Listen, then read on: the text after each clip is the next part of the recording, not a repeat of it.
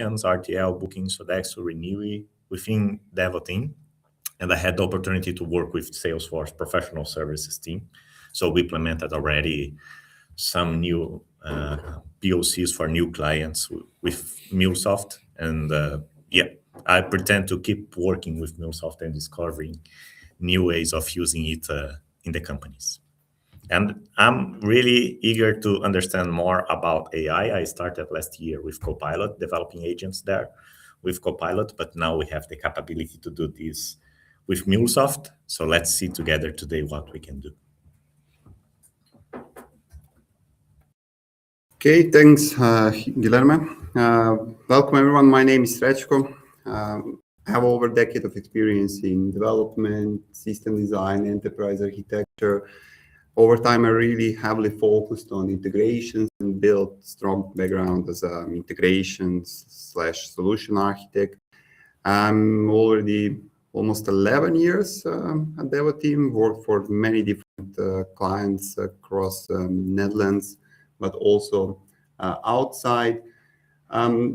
What makes me really happy and what motivates me these days is really networking, thought leadership, connecting with people, doing different kind of knowledge sharing sessions.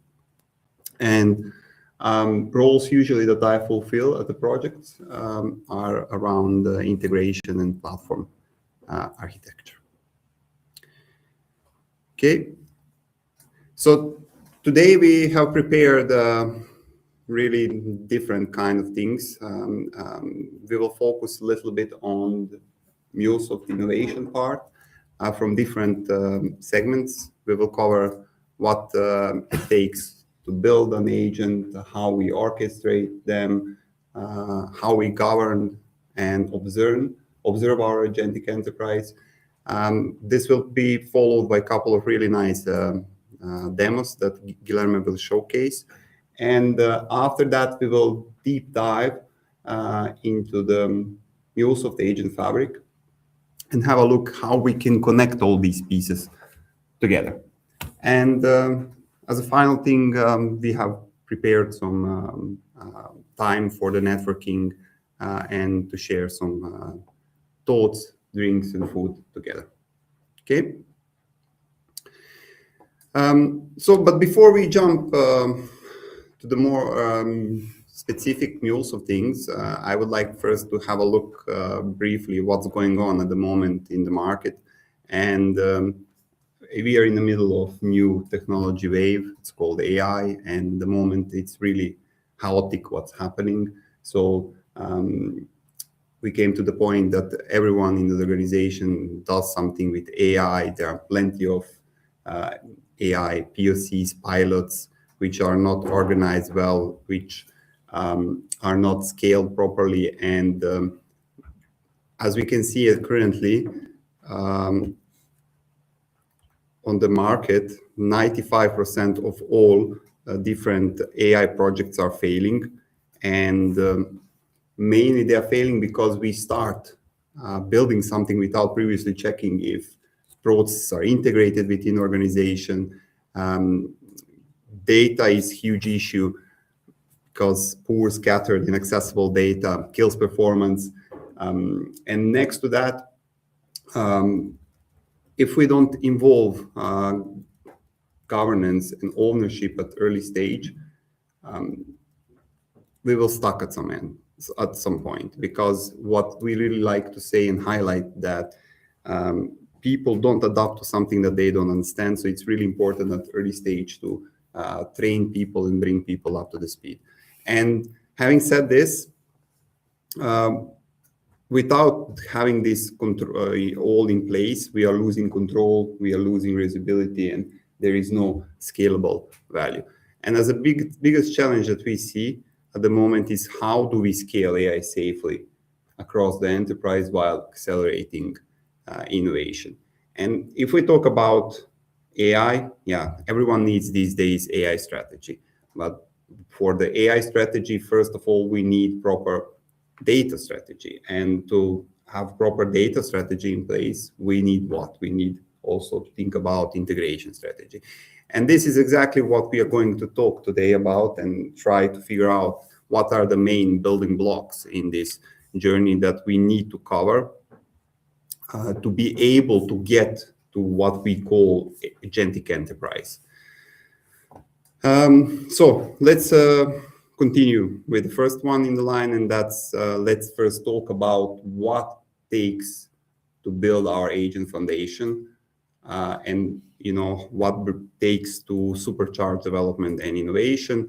And we were talking a lot about composability in the past, and it's still very, very, very important because we still have to use composability or composable architecture as a reliable and scalable backbone to streamline connectivity and reduce as much as possible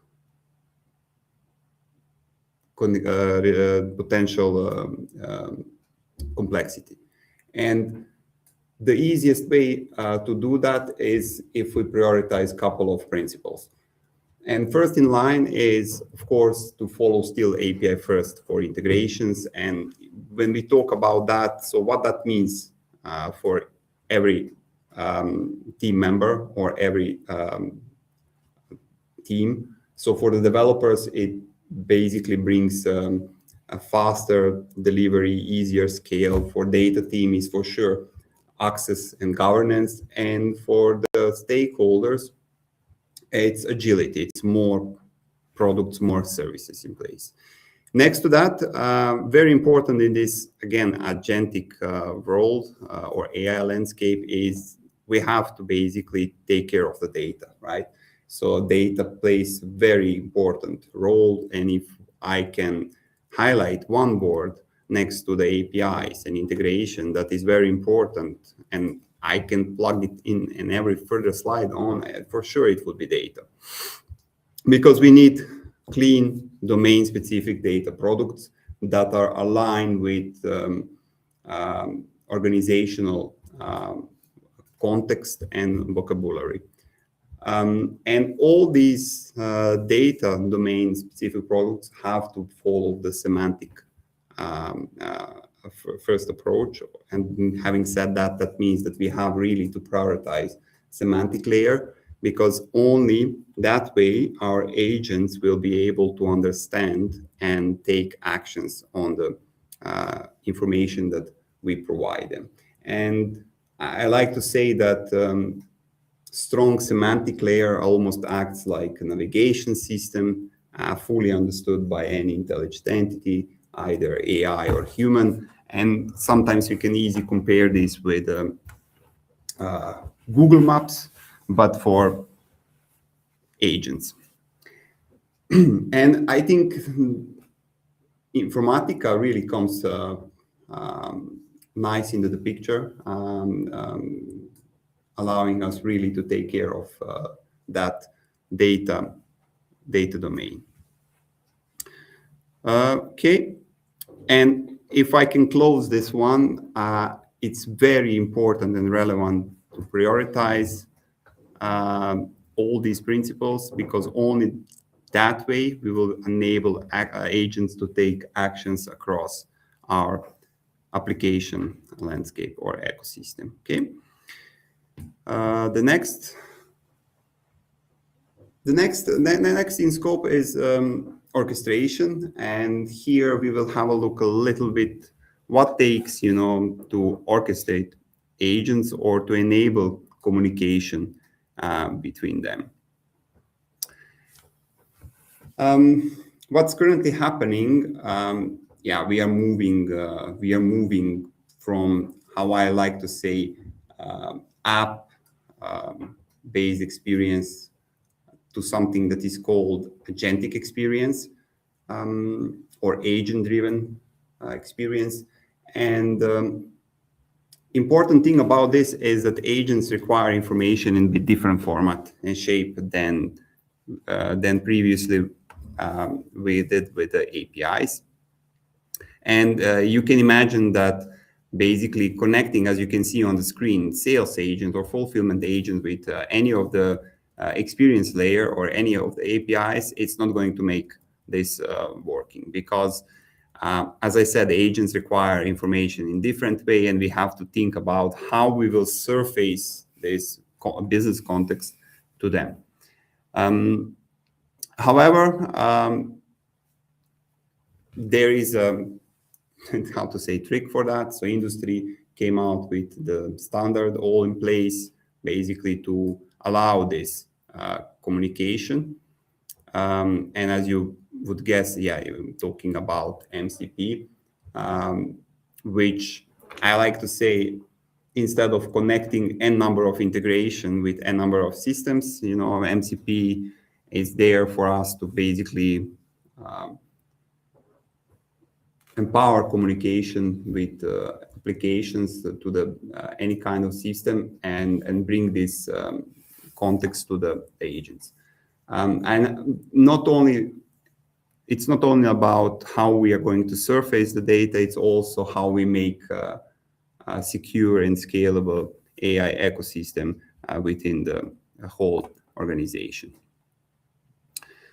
Important thing to also mention is, yes, we have to think about how we will still govern our MCP servers, how we will secure them and monitor, observe.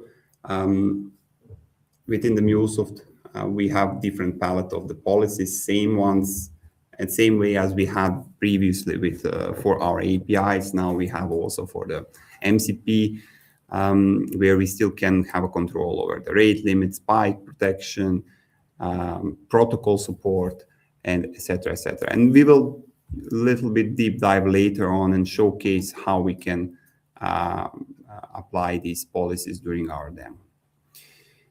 Okay, so now, we enabled now, we came to the point that we are able to surface all these business context to our agents with the action layer and to be more precise model context protocol. Our story now jumps into the demo where actually Guilherme will showcase a little bit how we can make API MCP ready, and we will talk a little bit more in details about the MCP bridge. Over to you, Guilherme. Okay, you can let the... Okay, so for the MCP, let's try to be more specific and talk about what we usually see.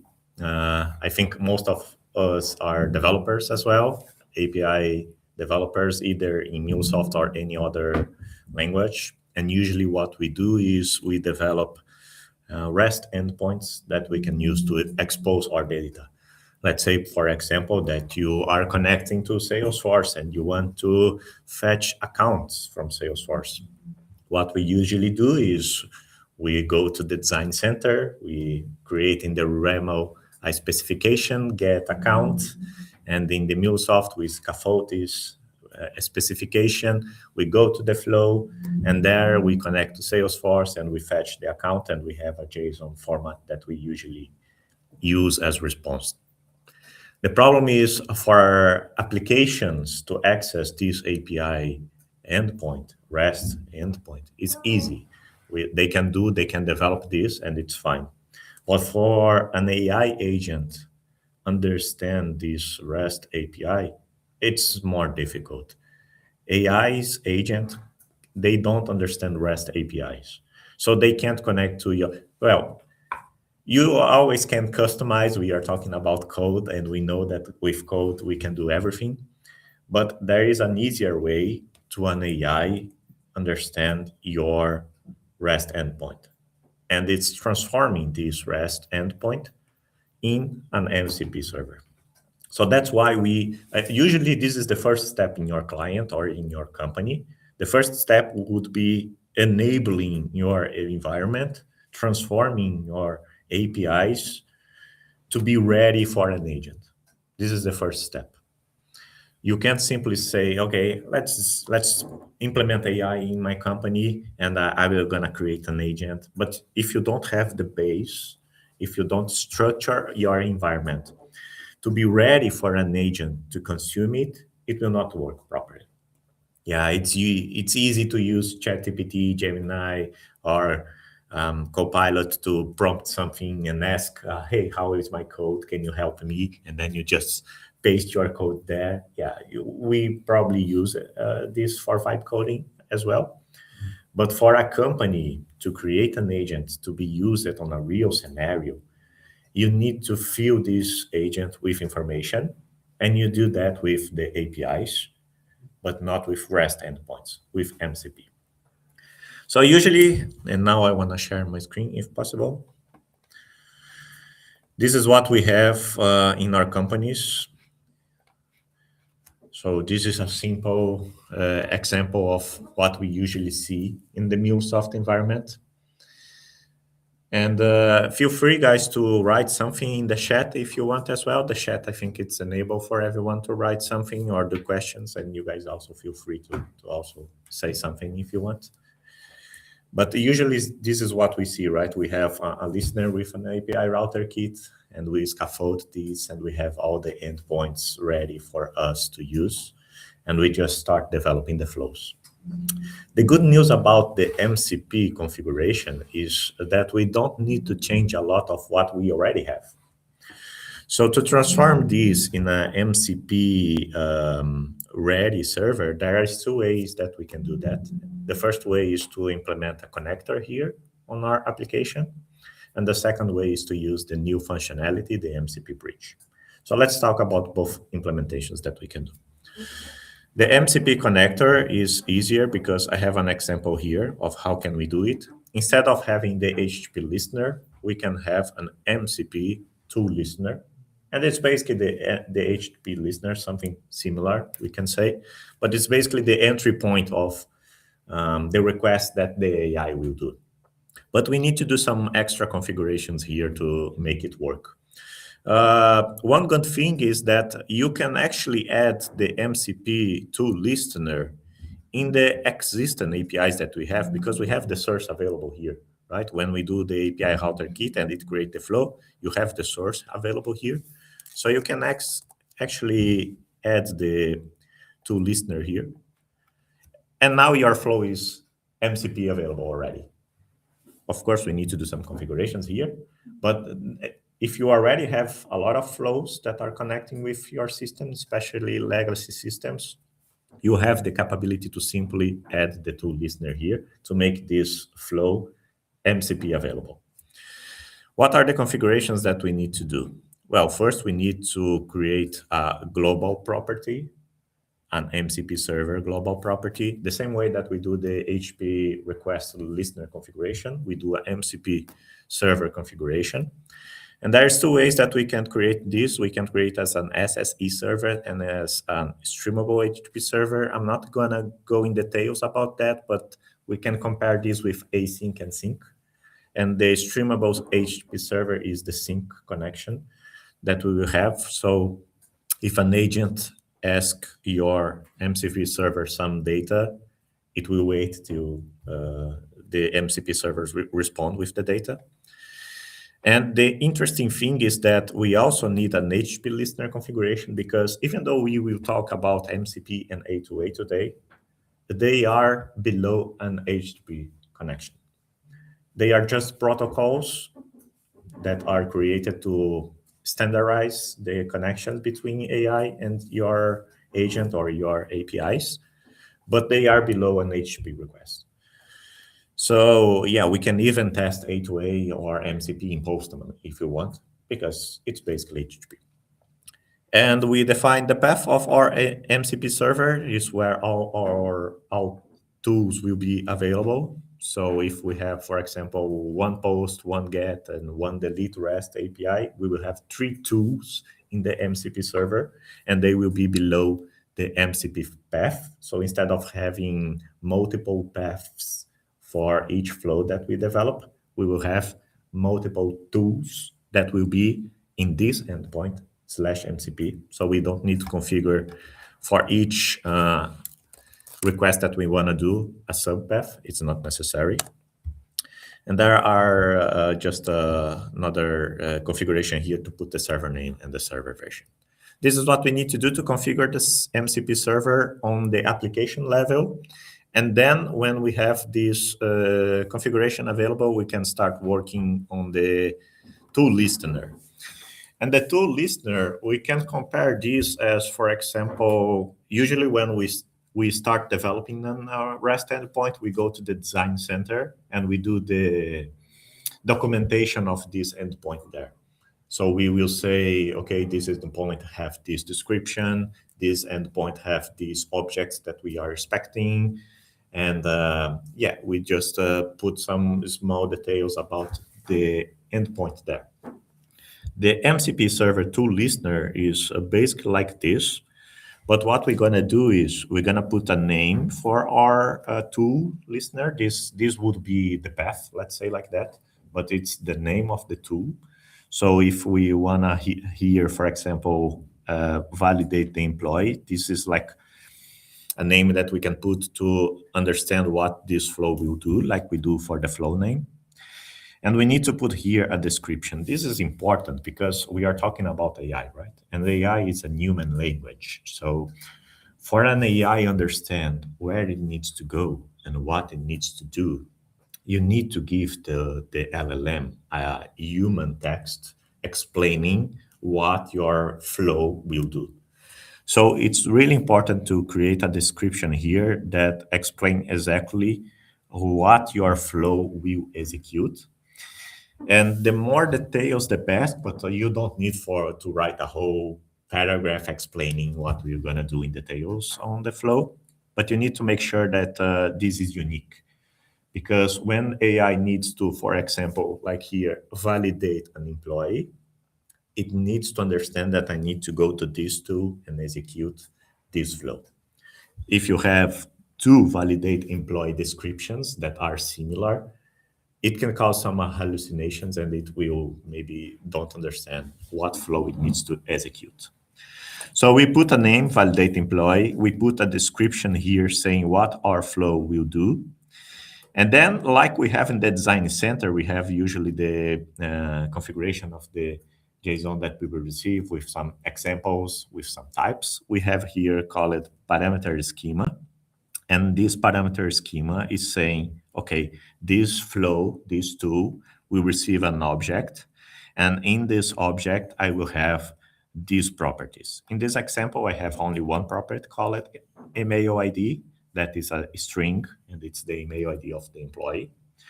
And with this information, the AI will understand that when the user prompt validate the employee, it needs to have an email on the prompt. It's mandatory here because I put as required. So the email ID or the email, and this is something interesting as well, because even though it's not the same, it's email ID, and usually we put as only email. The LLM will understand that I need to fill this object here as the email of the user that he put on the prompt. So let's see, let's for example, say that you put on the prompt, can you validate Guilherme at google.com?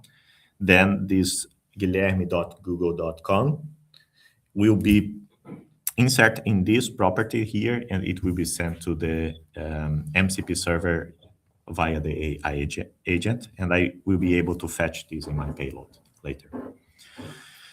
And then fetching this in my payload, I will be able to connect to Salesforce, or I'll be able to use this payload to connect to other systems, databases. Yeah, you know how many connectors we have with different systems that we can connect, and fetch then the response and send to the MCP server, to the AI, the response. So basically here we are just making our flow, our endpoint easier for an AI to understand where it needs to go, what it needs to do. That's the function of the MCP server. And usually this is the first step that we do in our clients or in my company. I need to make my endpoints ready for an AI to consume. And I do this creating MCP servers. When I finish this development, when I do the MCP server tool listener, when I create my MCP server global configuration, I also have a standard flow here, call it on new session listener. This is basically just a health Z endpoint saying that my AI is connected with my MCP server. I can deploy this to Cloud Hub environment. It will be an application there in the runtime, consuming 0.1 vCore. So you need to ask your manager some vCores to start implementing Agent Fabric there. And when you deploy, you will be able to access this MCP server, and it will look like this. So as I told you, you can access your MCP server using Postman because it's basically an HTTP configuration, and we are access here our endpoint that is deployed on Devoteam's environment. It's a public endpoint, so we made it available there. And when we connect to the MCP server, it will list for me what are the tools that are available for me to use. And it will say here, okay, I have one tool available, validate employee, and it will put the description and the mandatory field that I put on the schema. So this is how you can test it locally as well. You can run the project in Endpoint Studio. I will not do this now because it will take some time to load, but you can access it locally as well. I have here localhost. I tested before, and it's the same thing. And then you can put here what is the email that you want to do, and you can run, and it will return you a response that you configure it in your data weave script. Can I ask a question? Yeah, sure. So this is typical, let's say, human way of testing our MCP-enabled API, right? Yeah, exactly. Okay. So you are simulating what an AI would do, but for sure, the behind the scenes, this is the code that the AI will do. Yeah. Behind the scenes. So you can test your call manually by calling it via Postman, but the AI will do basically this. But you will not see. Yeah. But it will do this.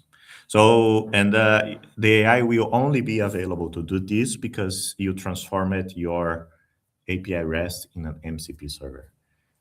Usually the AI don't understand API REST calls. It will not understand where it needs to go.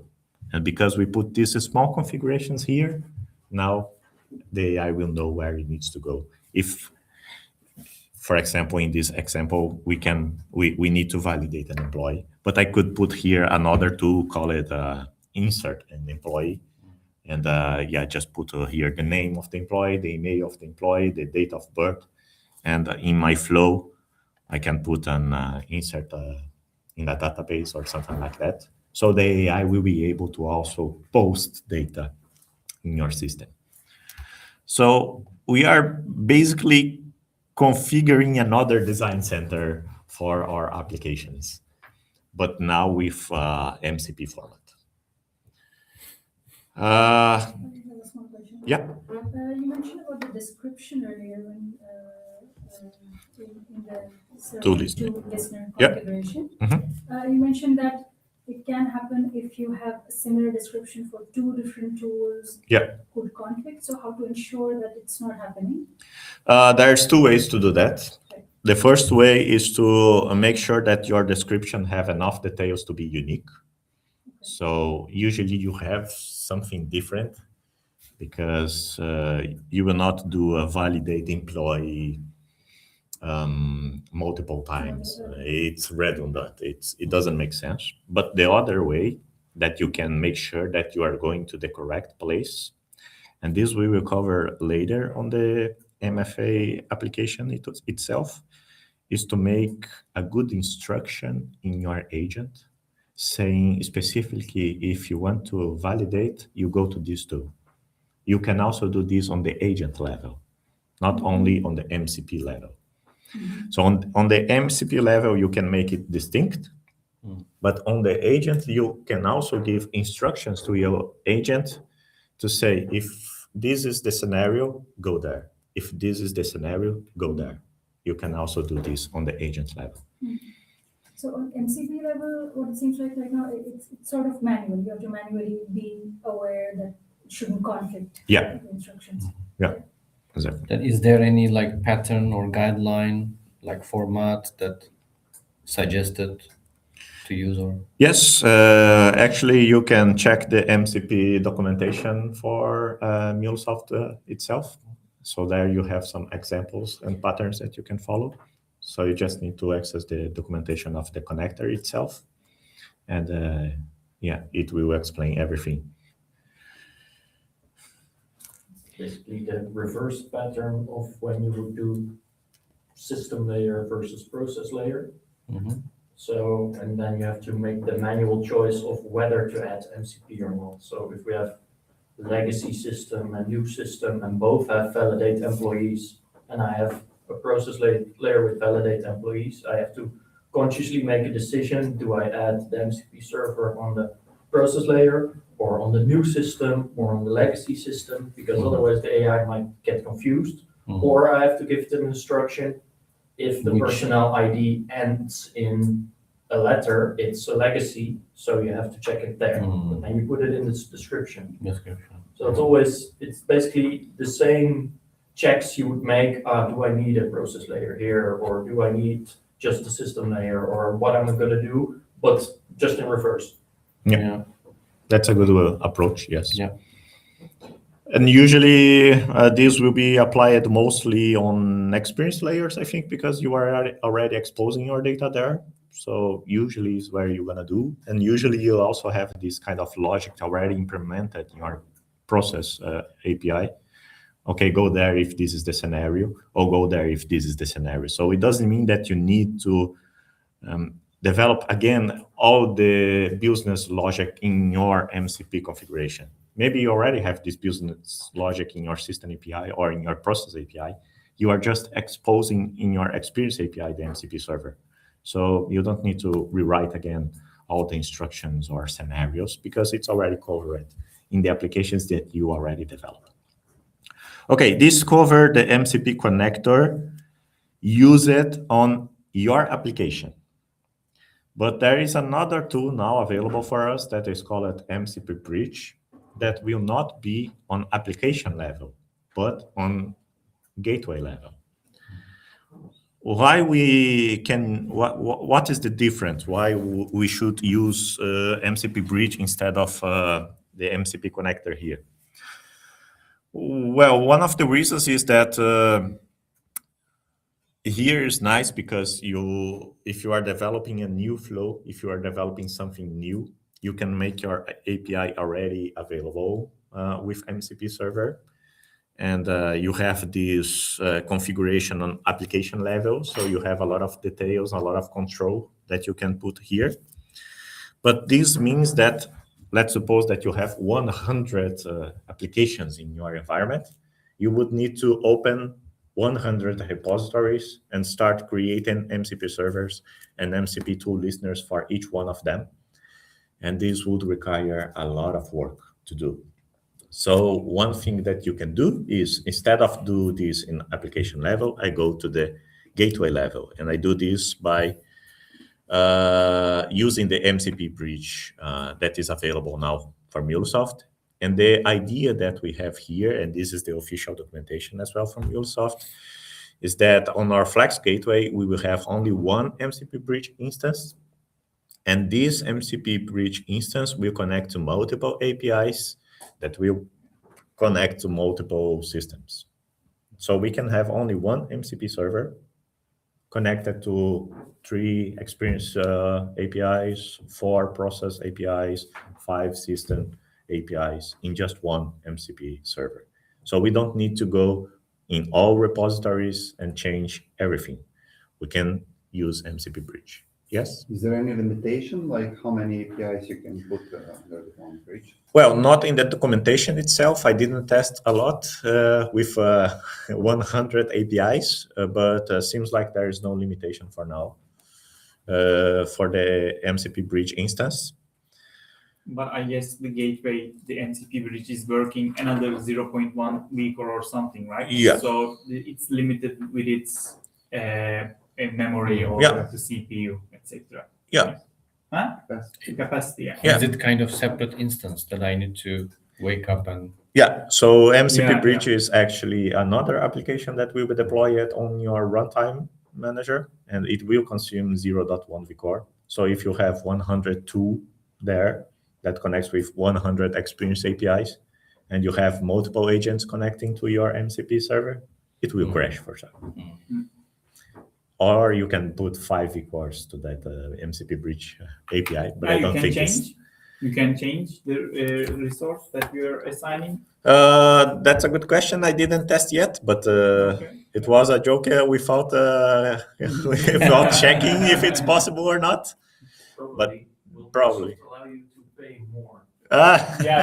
Yeah, just pay more. The downside of the having this is using, but I don't remember that if you use a gateway, the old way, the gateway, it was also consuming, but I don't remember if we can arrange when you directly create from the API manager, when you directly create a gateway. I don't remember that we can configure how much vCore that gateway can consume. I don't So remember.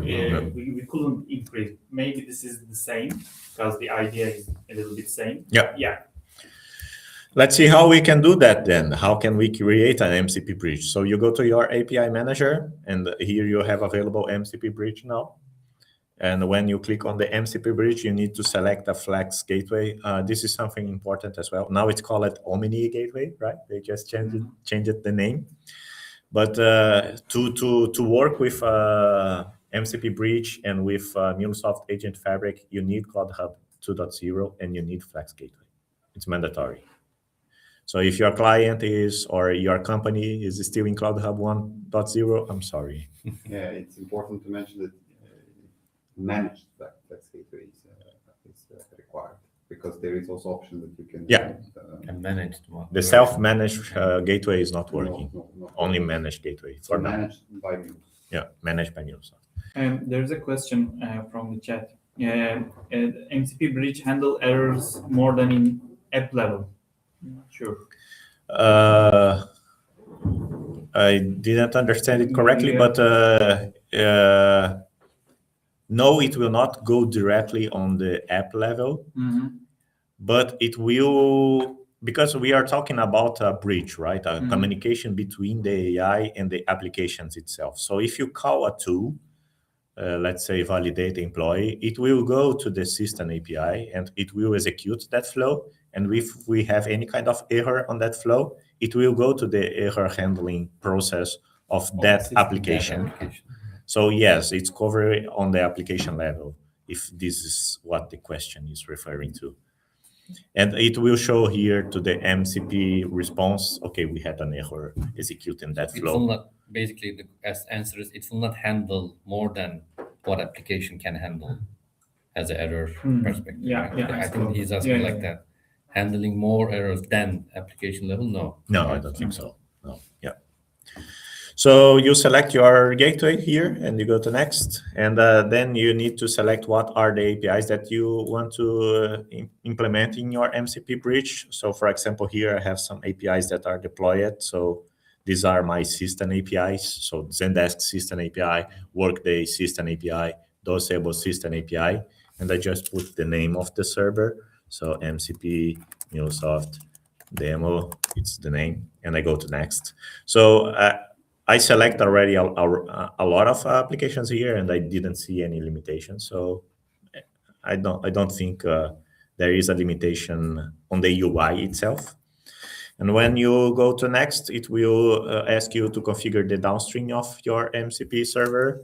So usually we use the common name like MCP, but you can have multiple MCP bridges for, let's say, for example, if you want to separate it by business logic or something like that. So you can have the MCP sales, you can have the MCP logistic, and you can separate it in multiple MCP servers. But remember, it will consume 0.1 vCore for each MCP bridge that you create. And this will be your consumer endpoint. And We can't manipulate with the capacity, can we? So bridge will consume 0.1 and that's it. Yeah. So you can't increase the capacity. No. So when you go to next, it will ask you to select what are the upstreams of your system applications, for example. So yeah, you can create an unmanaged upstream, or you can select the ones that you already configured. So I have some test configured here, but you can create an upstream by yourself.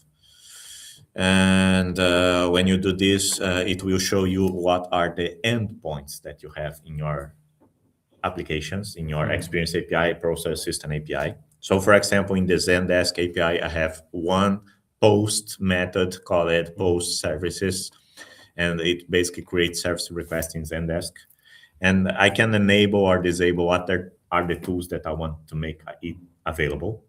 Because, for example, I don't need a tool health Z. For example, if I don't want to check only the health Z of the Experience API, I don't need to expose these with MCP, because the agent will never call the health Z endpoint.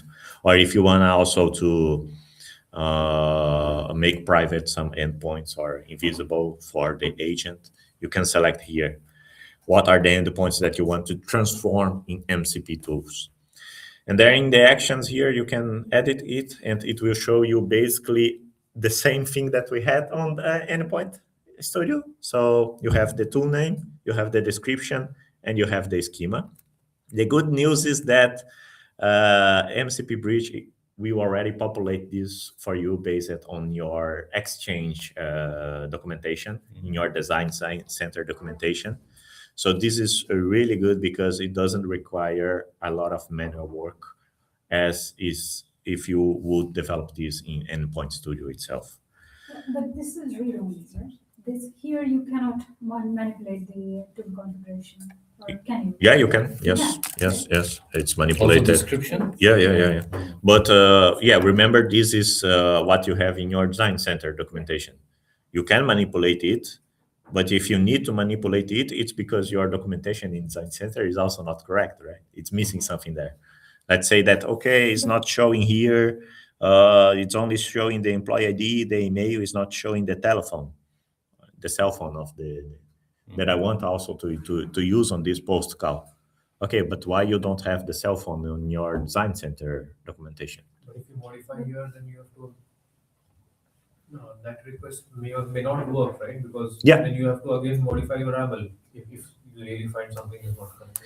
Yeah, so imagine that you have a data weave on your flow that is expecting employee ID and email.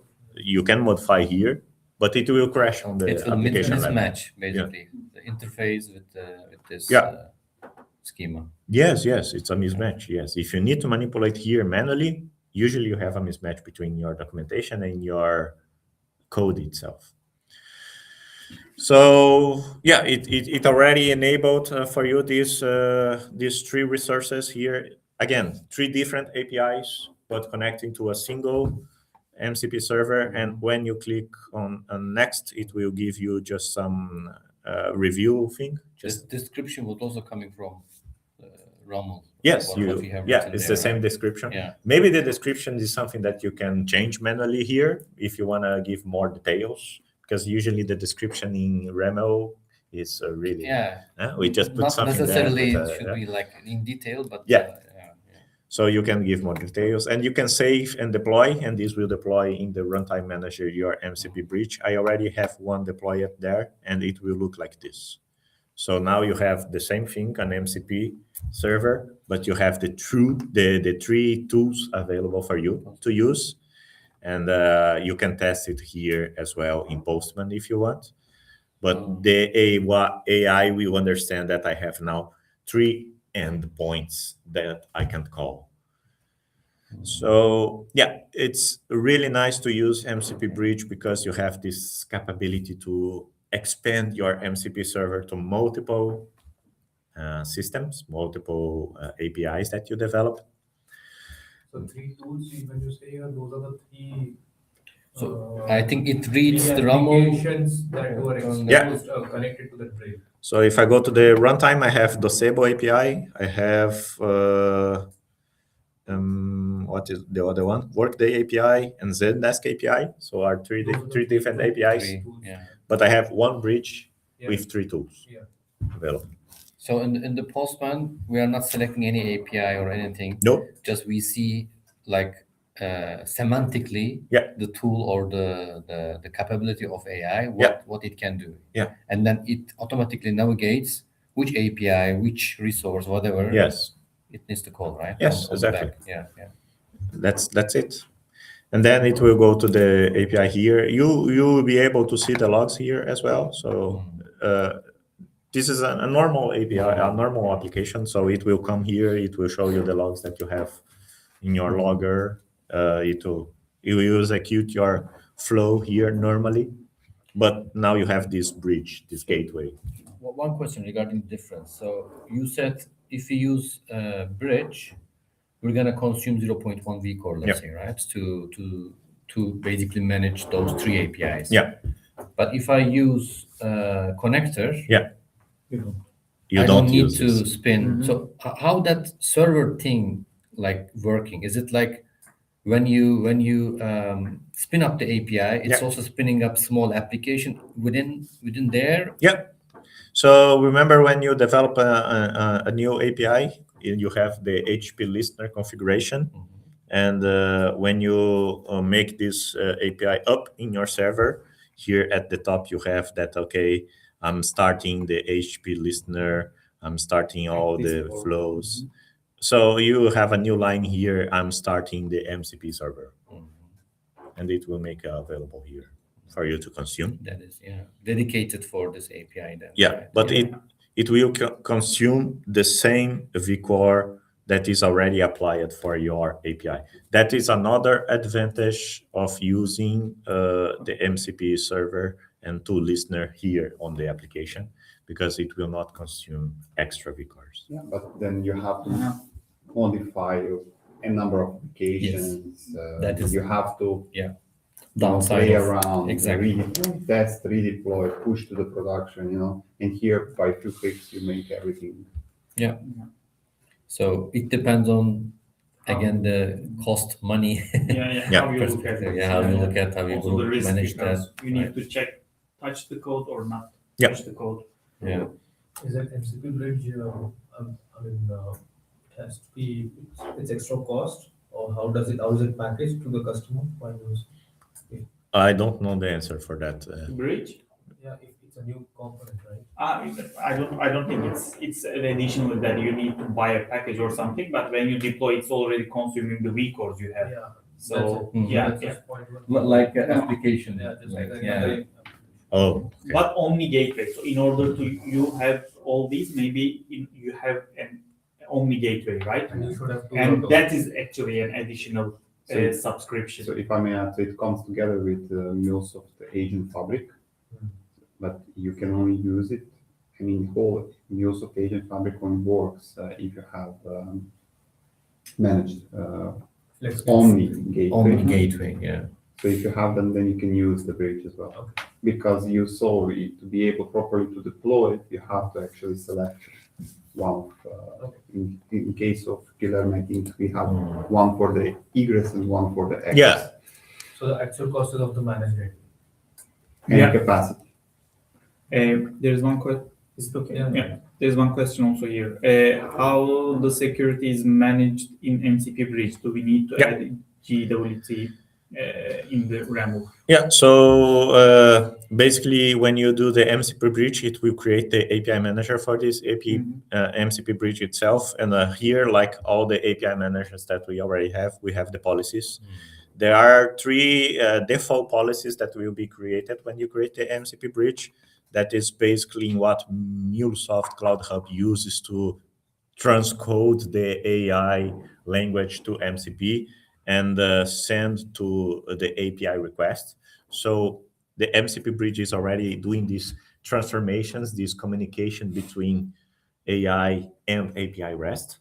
So these are the default policies, but you can add other policies here, and you can add security policies, you can add policies that will control your authentication in this MCP server, like you do for API REST. Yeah, so you have same palette as you have with the classic APIs, but a little bit more fine-tuned. Yeah. What I understand is MCP, when you are using in the application, that's actually another HTTP listener that works on some other port. And when you do this, is almost exactly the same the old way when you create a gateway in the API manager. So it's probably again creating another gateway and a wrapped up application that listens to some HTTP and in some other port, maybe, and then and then you can assign exactly the same policies in here. Yeah, you can. Yeah, and the same will be applied for Agent Fabric later. It's the same thing. And again, this is the list of you have the standard quality of service and security policies, but on top of that, you can also apply the new ones for the MCP. Yeah, okay. The ones that we had on the slide. Yeah, all right. Any other question? Also, My question is already answered. I had a question about the security of the same one. So when we enable MCP, we are not killing the REST endpoint, right? So that's still alive. That means also API manager perspective, the regular API manager still there. On top of that, we have MCP bridge and the API manager for MCP as well, right? If you do on application level, yes, it's the same one. But if you do on the MCP bridge level, then you need to reconfigure it here. The policy. The policies. Yeah.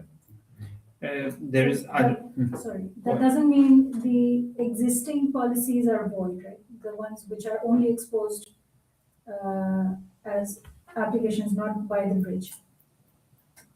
I think it's fine. no, I but think it replaces, right? Replay. Yeah. When you are reaching out, if you would like to directly reach out to the API that in behind all the MCP, you will probably still need the same API manager. But I think you need to if you try to reach that. I think you need to configure it again here. If you don't put any policy here in the MCP bridge, maybe it will go through the HP one. Yeah. What I understood is like two ways of communicating with my API. One way is regular REST way, two different kind of ways. One is like traditional way. I have API manager, I can have REST call, and that call only managed by API manager, like classical API manager. But I have also MCP bridge way that I have another API manager. I have another policy that directly also connect to API without my classical API manager intervene, right? Yeah. But I'm not sure. Unfortunately, I didn't go that deep to understand this. But it also looks very simple both ways, both doing it on bridge and how Guilherme showcased, because this is like the simplest example we could pull.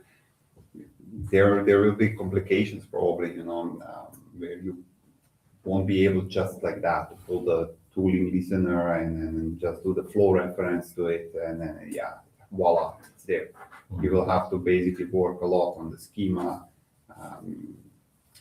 etc., etc. And sometimes you won't be able just like that to turn it as enable it as MCP ready because of the architecture that you have.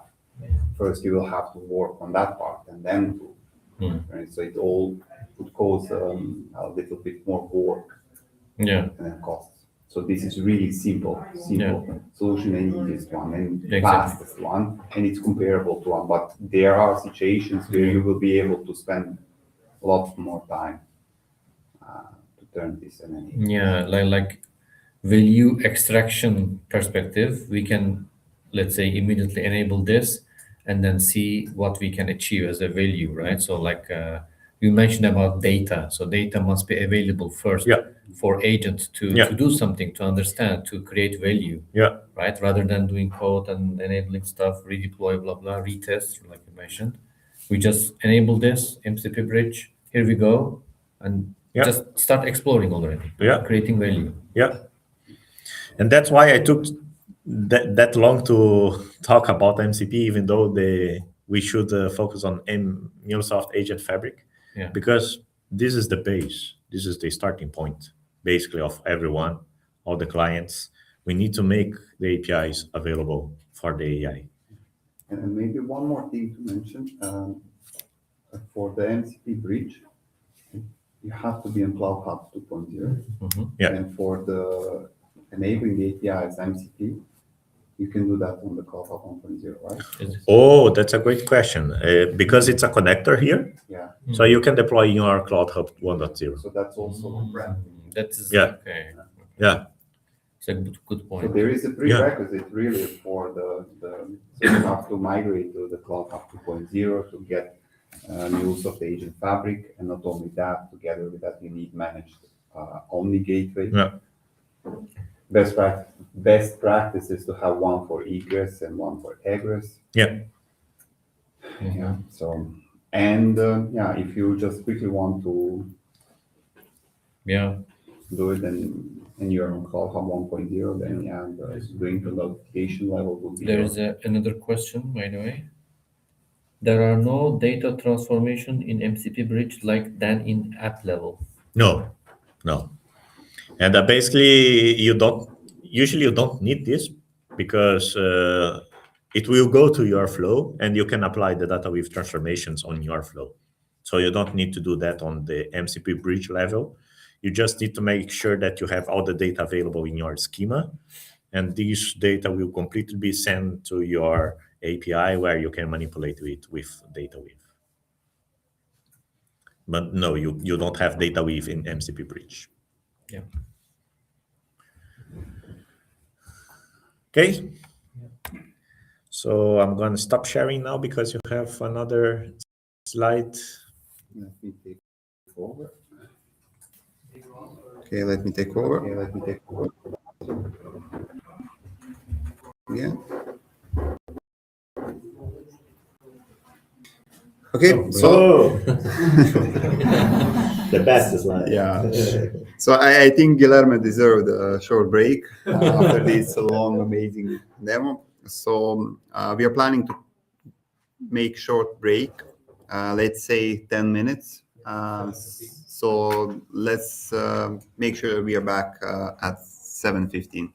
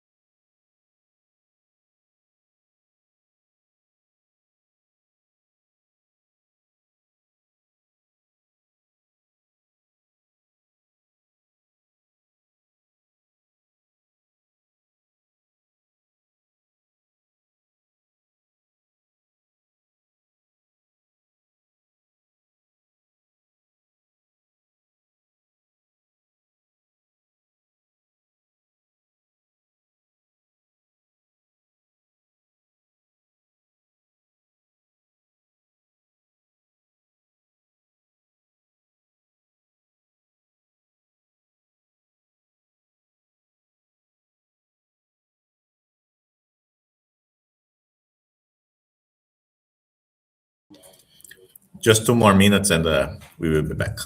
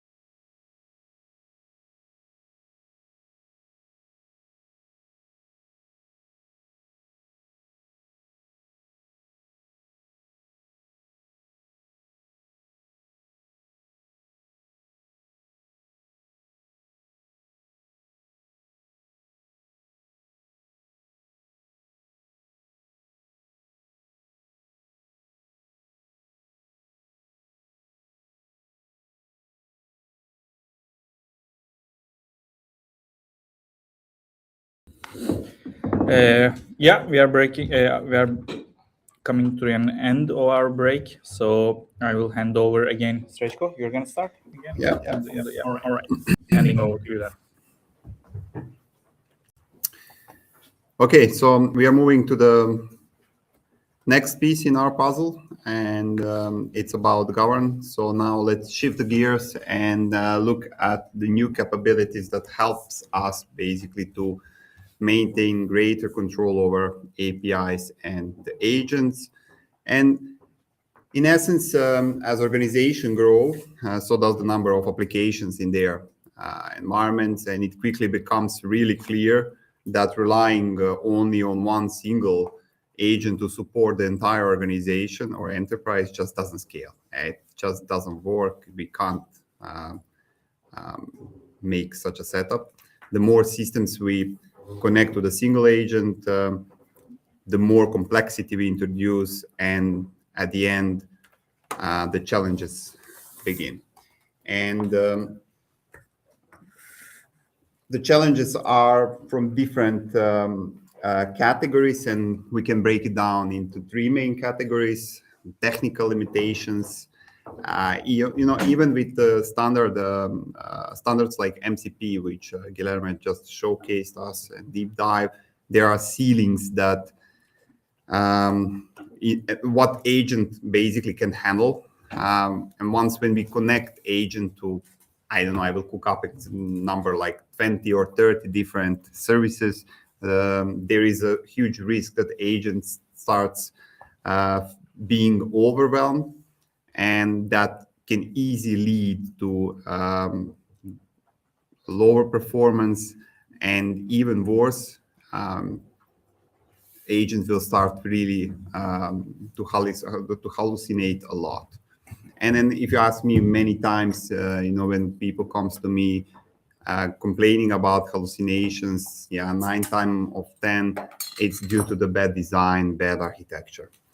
The next to that, we have the monolithic architecture challenge, which is, even if we overcome the limitations that we just mentioned, like building one super agent is not long-term solution. It's not scalable, and managing it across different departments can be really bottleneck and nightmare. And we all know making something tightly coupled what it means from the previous experiences that we have. And next to that, security risks. So you can imagine opening up a so big amount of data from different departments of your organization will create serious risk of data being leaked, and no one wants that, right? So what is then path going forward? The path going forward lies down in the lessons that we already learned in building the APIs, and that's basically splitting this down into smaller task forces, as I like to say, or smaller units, domain-specific agents, which will handle domain-specific tasks. However, with MCP and with this scalable approach, story doesn't end, because yes, we introduced MCPs, we enabled the communications agent to system. We still have to enable the top lines, which you can see, and that's communication between the agents itself. And next to the MCP, we also have A2A support, which will help us to build the multi-agent workflow, standardized communication between different agents, simplify agent discovery, and same thing as with the MCP, we still have basically a lot of options to have the control over the governance, security in agent-to-agent communication. And as we mentioned with the MCP, with A2A, we also get the different palette of the policies. Some of these policies you are already aware, some of them you might be now, but most important one that really pops out is the agent card policy. The important thing about the agent card is, how do the agent communicate? And they communicate by exchanging the agent cards. We can simply have an example also from the real life, where people when they introduce to each other, we used to exchange the business cards. I'm not sure if that's still the case. Now we're exchanging the LinkedIn profiles or something else, emails. But agents do exchange the agent cards, and this is really something interesting. And I believe Guilherme later on in the demo will showcase how exactly one agent card look like. PII detector, prompt decoration, so you're able to fine-tune how your prompt would look like, and etc., etc. So at the end, now having having MCP enabled, and then having A2A communication in place. So this is something how the whole enterprise should look like. Important thing about it is, I like to say, we are slowly moving from SaaS to agent as a service. So many of these backend systems already have agents exposed, or MCP servers that you can use, or simply they have the REST APIs. And it really becomes clear that even within the MuleSoft ecosystem, we are not anymore following pure three-layered approach. So it becomes now more like composable architecture that we are streaming to. And we are building APIs only when they are really necessary. Is there any question? I see hands up. No? No. Okay. Story doesn't end here, because we still have to think about, and I would like to repeat myself, security is really crucial in this. Security scales trust. And as AI grows in scope, visibility and trust becomes really essential. Integration, MuleSoft plays even here a central role. So security must be applied through every connection. So you have to think about who can access what data, which agent can perform which action, and how these actions are logged and audited. And next to this, AI is tool like any other. So we are in control. Are we going to use it in particular integration or not? And I'm still kind of in favor. So if I can build something traditional way, I would do it and keep AI outside of it if it doesn't bring really some crucial business value. And that's how the human in the loop comes in the picture, because we should be still in the charge of, will we use or not AI? We should be in the loop of approving, overseeing, and we should have control over our enterprise fully. If there is no control over all these mentioned, I just would like to mention that poor AI implementation is really low-hanging fruit for the hackers. And these are just most important 10 LLM and Gen AI security issues that are currently happening as we speak, and it's very important to keep them in mind and prevent your organization of happening.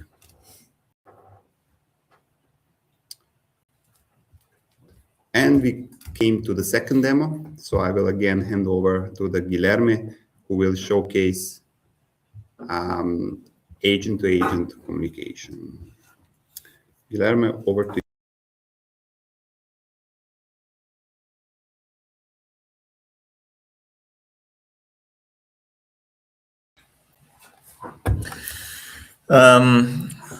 Just a moment to share. Yeah.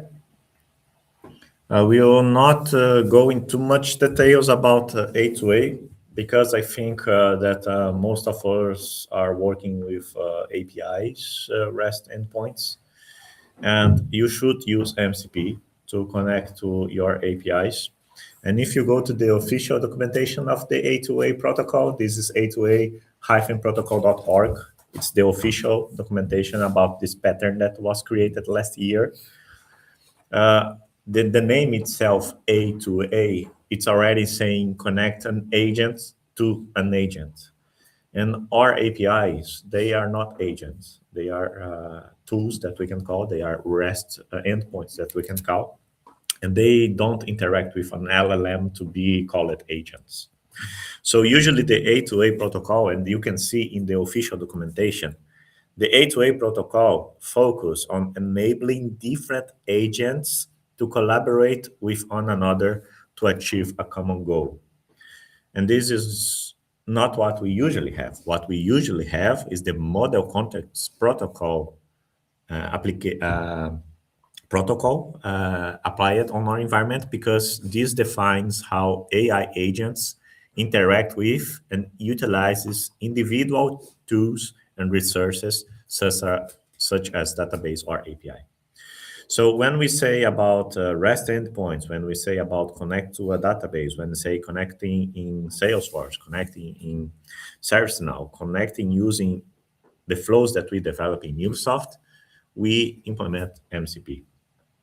But we have the capability as well to implement an A2A connector in your MuleSoft application.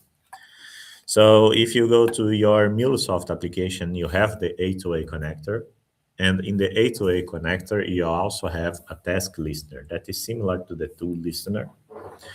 Even though I'm showing you this, I don't recommend using this, but as well, I didn't went too deep on the A2A connector here.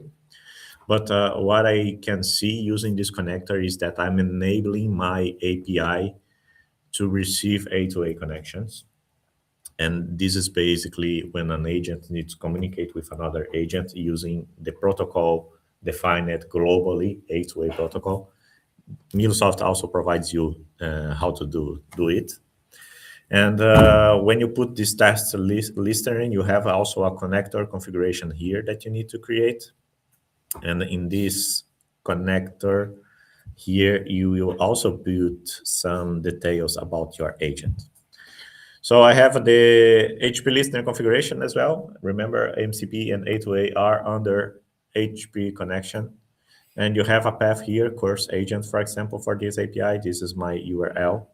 And I have here a description of my agent. And as you can see, I have a little more details here, including as well what we defined in the MCP as schema.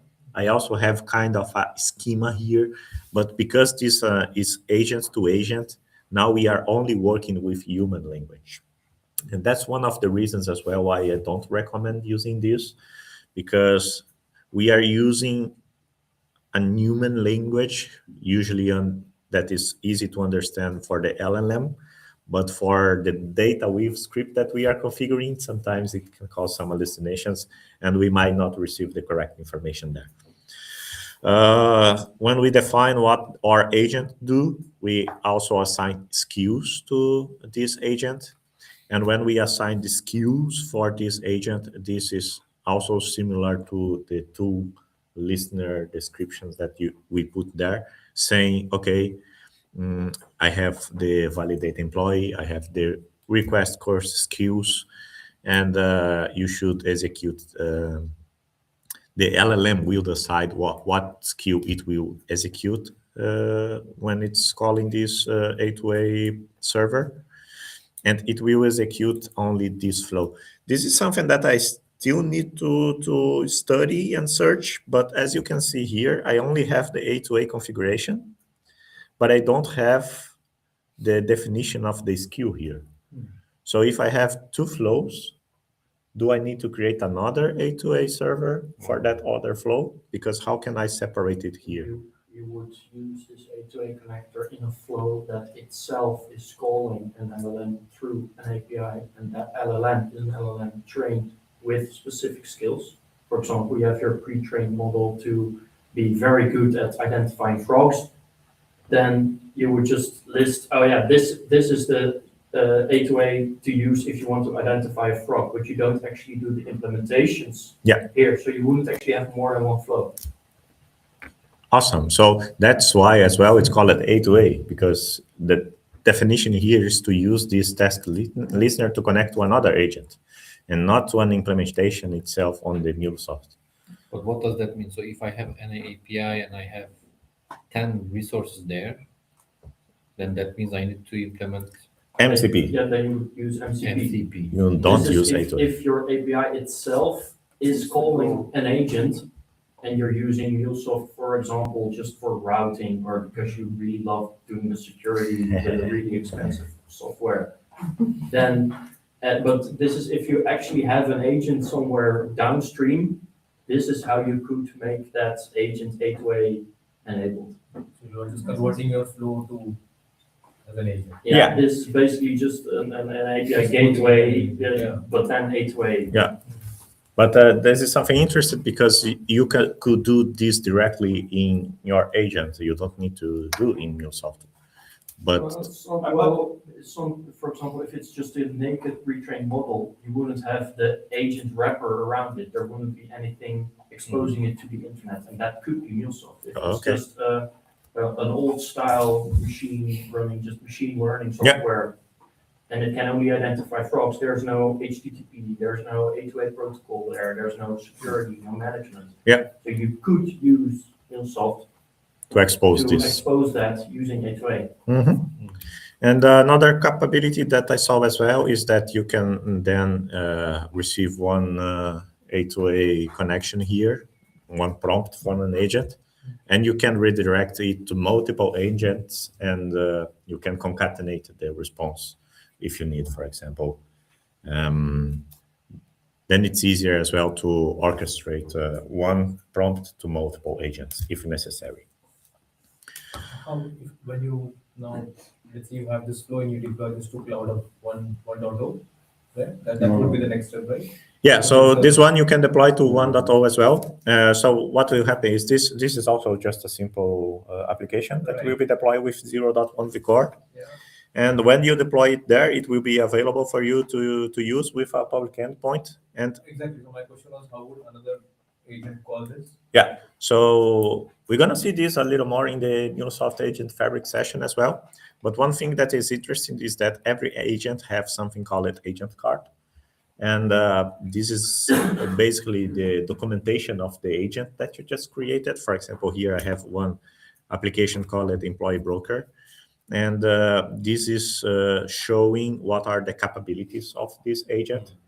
And when another agent, we are talking about communications between agents, when another agent checked my skills and send a request for me using the A2A pattern, my agent will receive this information, do the transformations, and respond to that. This is for another agent to explore the capability of this agent. Yeah, that's it. Expand. Yeah. So, and this is created basically using the specification of this agent being explained. Yeah, exactly. Yeah, like I said, so exchange of the cards, Okay. business cards, or in this case, Yeah. business card. So I give you my card, and on that card, with that card, you already know what are my capabilities, my skills, what can I do. Yeah. You give me your card, then I know what you can basically do, and then. And then it's exposing this that you configure in your A2A configuration. Then there would be a URL which agent 1 will use to call agent 2. Yeah, so it can do a request to this URL, your normal upstream URL. And like we have an HTTP post with JSON, the A2A protocol also have a pattern that it follows, call it JSON RPC 2.0, if I remember correctly. So it will follow that pattern, that request.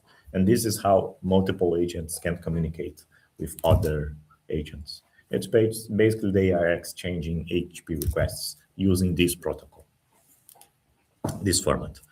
Well, I did this here on MuleSoft just to create a dummy agent. It's not actually calling other agent and doing logic. It's just like returning a dummy result here to use it later on the MuleSoft Agent Fabric that I will explore with you later.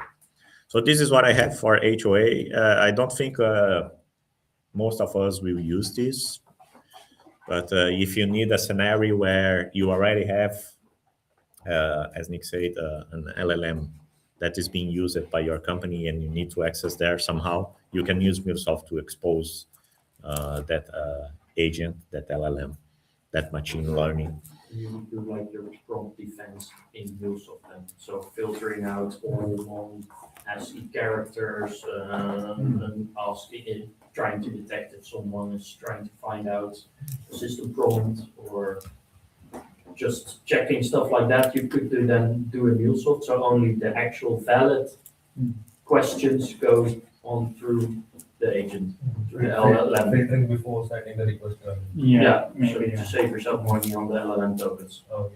Also, you can summarize maybe, and also if there are people sending their passwords mistakenly or something, that it can also prevent with a static scripting, of course, if there is anything in the prompt saying password, pass, etc. Does it happen? Maybe. Because it's A2A, so it's natural language. So if your LLM is open to the everyone in the company and they can simply put prompts there, you may expect that they put something stupid and then you may want to filter. Yeah, you need to take care for sure as well. Same on like an endpoint that allows you to select some from a database. You're gonna defend against people trying to put in their name as a star, so they get every record. Stuff like that. You wanna defend the LLM. So that's it. Mainly you're gonna use MCP because it's mostly what we develop APIs. But if you need somehow to expose an LLM, control, secure it, you can use the A2A connector. But we're not gonna focus on details here about it. That's it for A2A. Thanks, Guilherme. Thanks, Guilherme. I will take over.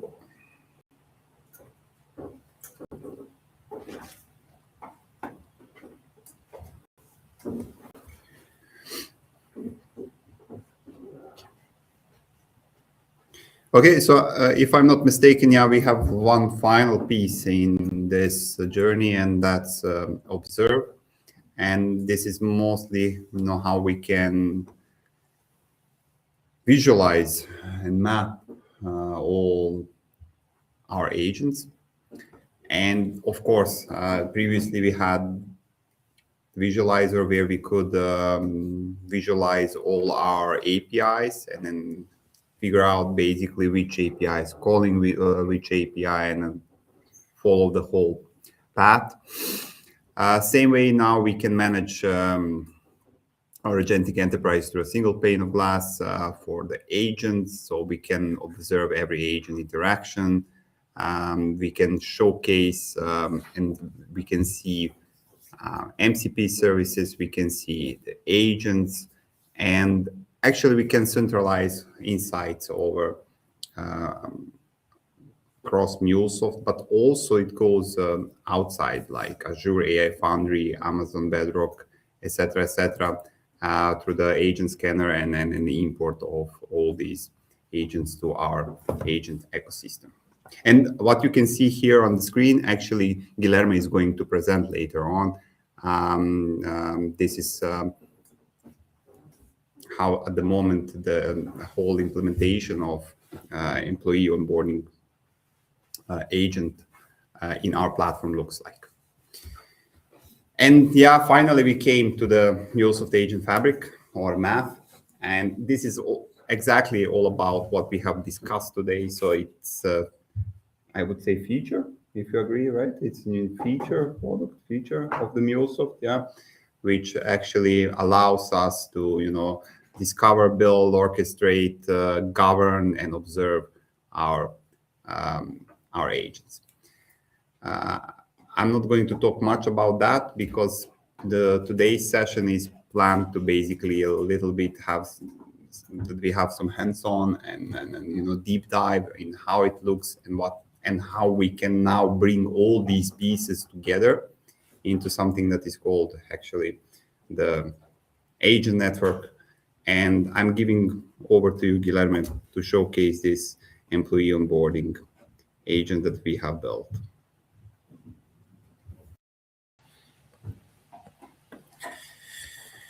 Okay, let's go to the final session. Yeah, I'm sorry, guys, it took too long to reach here. But it's important to understand that we are preparing the base of our MuleSoft Agent Fabric structure that we will create here.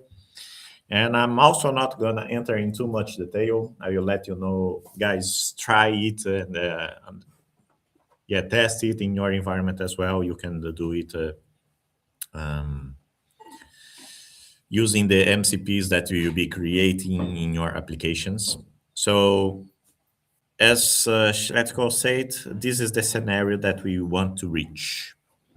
So this is in our Anypoint MuleSoft project. We have the business group here that we created, agents and agents network and MCP bridge.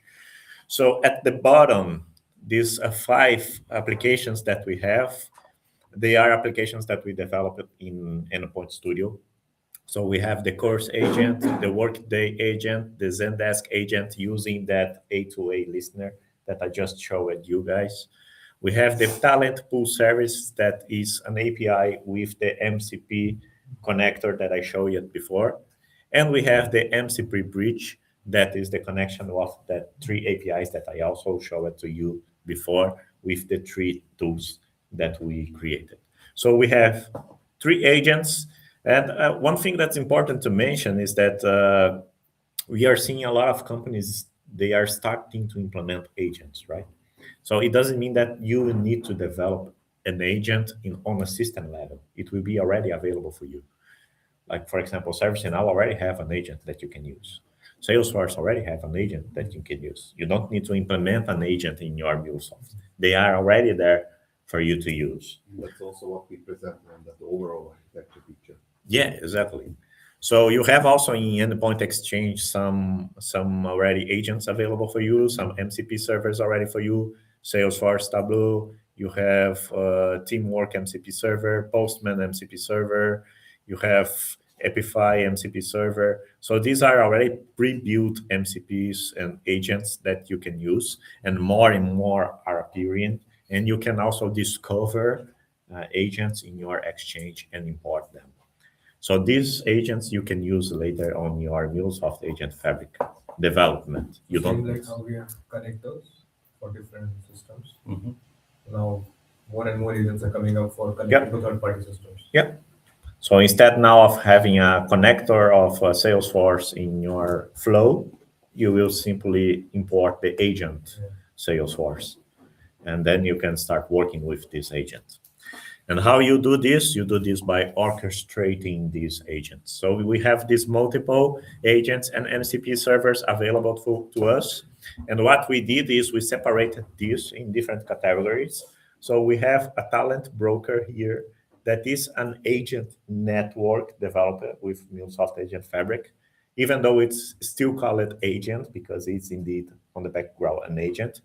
The talent broker is an agent network connected to the course agent. Then we have the employee broker that have 2 agents and 1 MCP tool connected to it. And we have the employee broker bridge connected to the MCP bridge. But that one on the right side, I created just to show in the visualizer, but we will not cover this today. I'm sorry. We're going to cover the left side where I created the HR management agent network. And our goal here is to use the HR management broker to connect with multiple brokers that will connect to multiple agents to execute a task. And the task today is employee onboarding.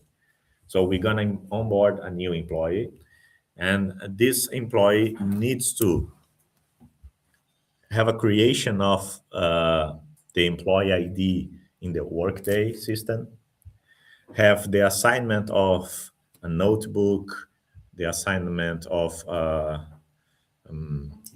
phone, mouse to that employee ID created in Workday, badge, and it needs also to be validated on the Talent Pool Servers API to check that it's indeed a real employee that we are onboarding here.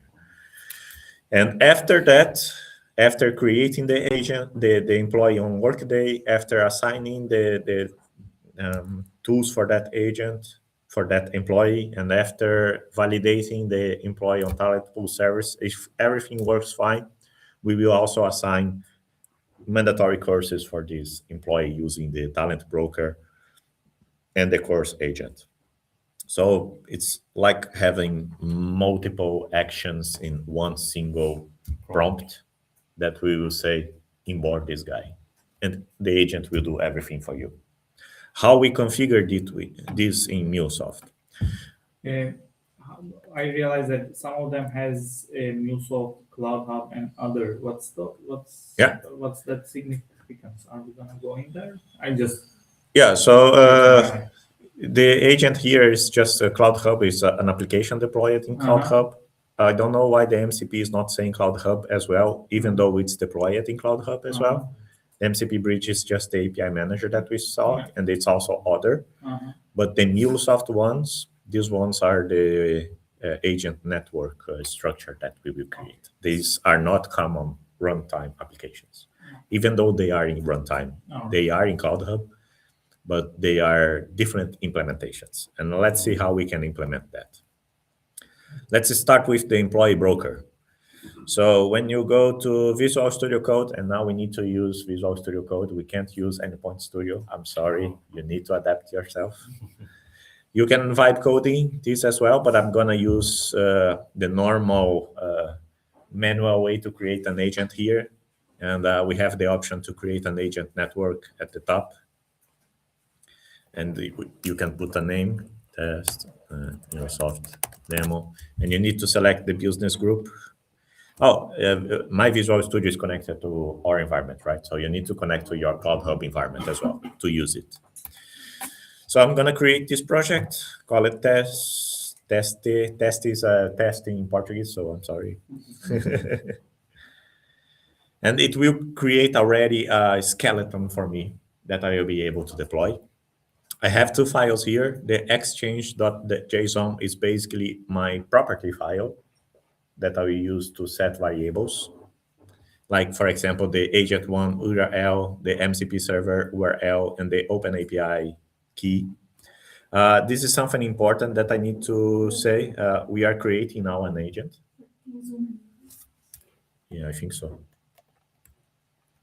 How can I zoom in Visual Studio? Control plus. Plus, scroll is not working somehow.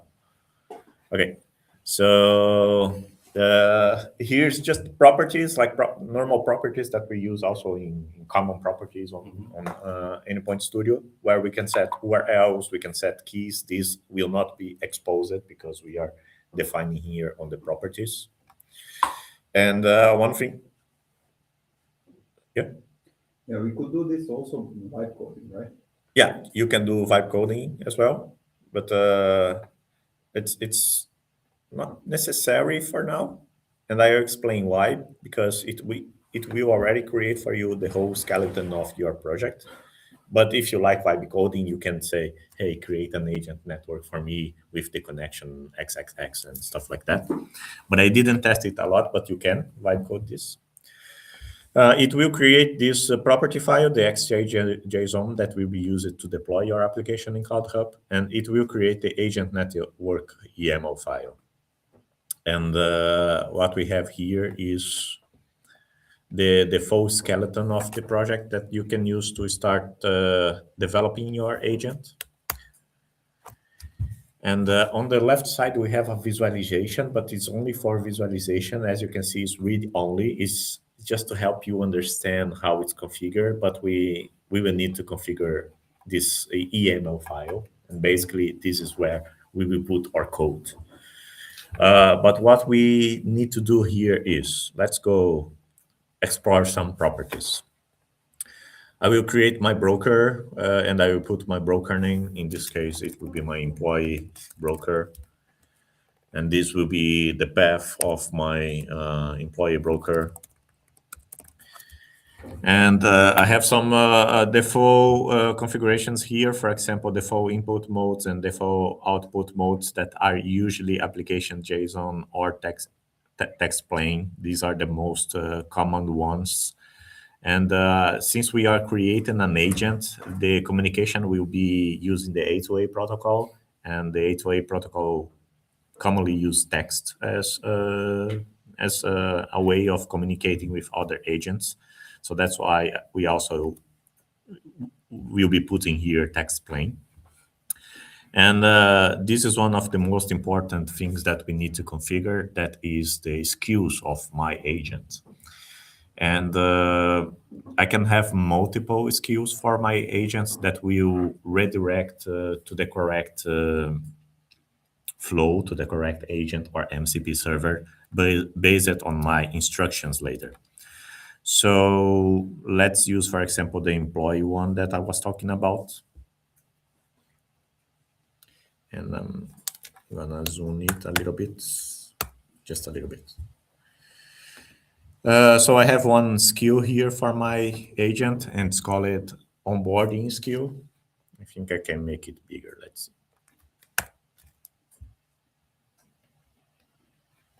It's called onboarding skill, and in the description, I just saying what this skill will do, and it's saying that this broker, this employee broker, will be able to, for example, onboard a new employee. I put the name of the person that I'm most likely in my life, my friend Shetko. Your life?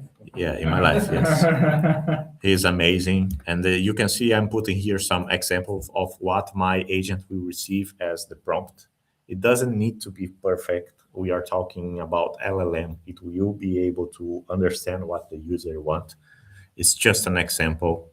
And also what are the tags that will help the other agent that is calling my agent to understand what this agent can do. So this skill here will be used by the HR management agent to understand what the employee broker and agent can do. So I'm putting here what is the skill. And now I have the specification of this agent, and it's using GPT-5 Mini. If I remember correctly, in the documentation currently, the MuleSoft Agent Fabric can use OpenAI, Azure OpenAI, and Gemini, but they are increasing the number of LLMs that it can use. But for now, I'm using GPT-5 Mini, and I'm using my own token. So you will need to configure a key of OpenAI. It will consume tokens. It will cost you money to use it. So if you deploy this to your environment, remember that every person that is using this agent is consuming tokens, and this costs money. How can I test that in local then? You ask his agent for his YAML file, and it will contain his API code. Now you just go to OpenAI. It consumes just some cents to test it. It's not a lot of money. We are not talking about 10 euro per request. It's fine. It's 1 cent, not even that per request. So yeah, I'm using here GPT-5 Mini. If I somehow expose my key here, don't worry, I will delete it later so you can't use it. Okay, I'm looking at you. And this is the most important part, I think, of the agent network configuration, and it's the instructions.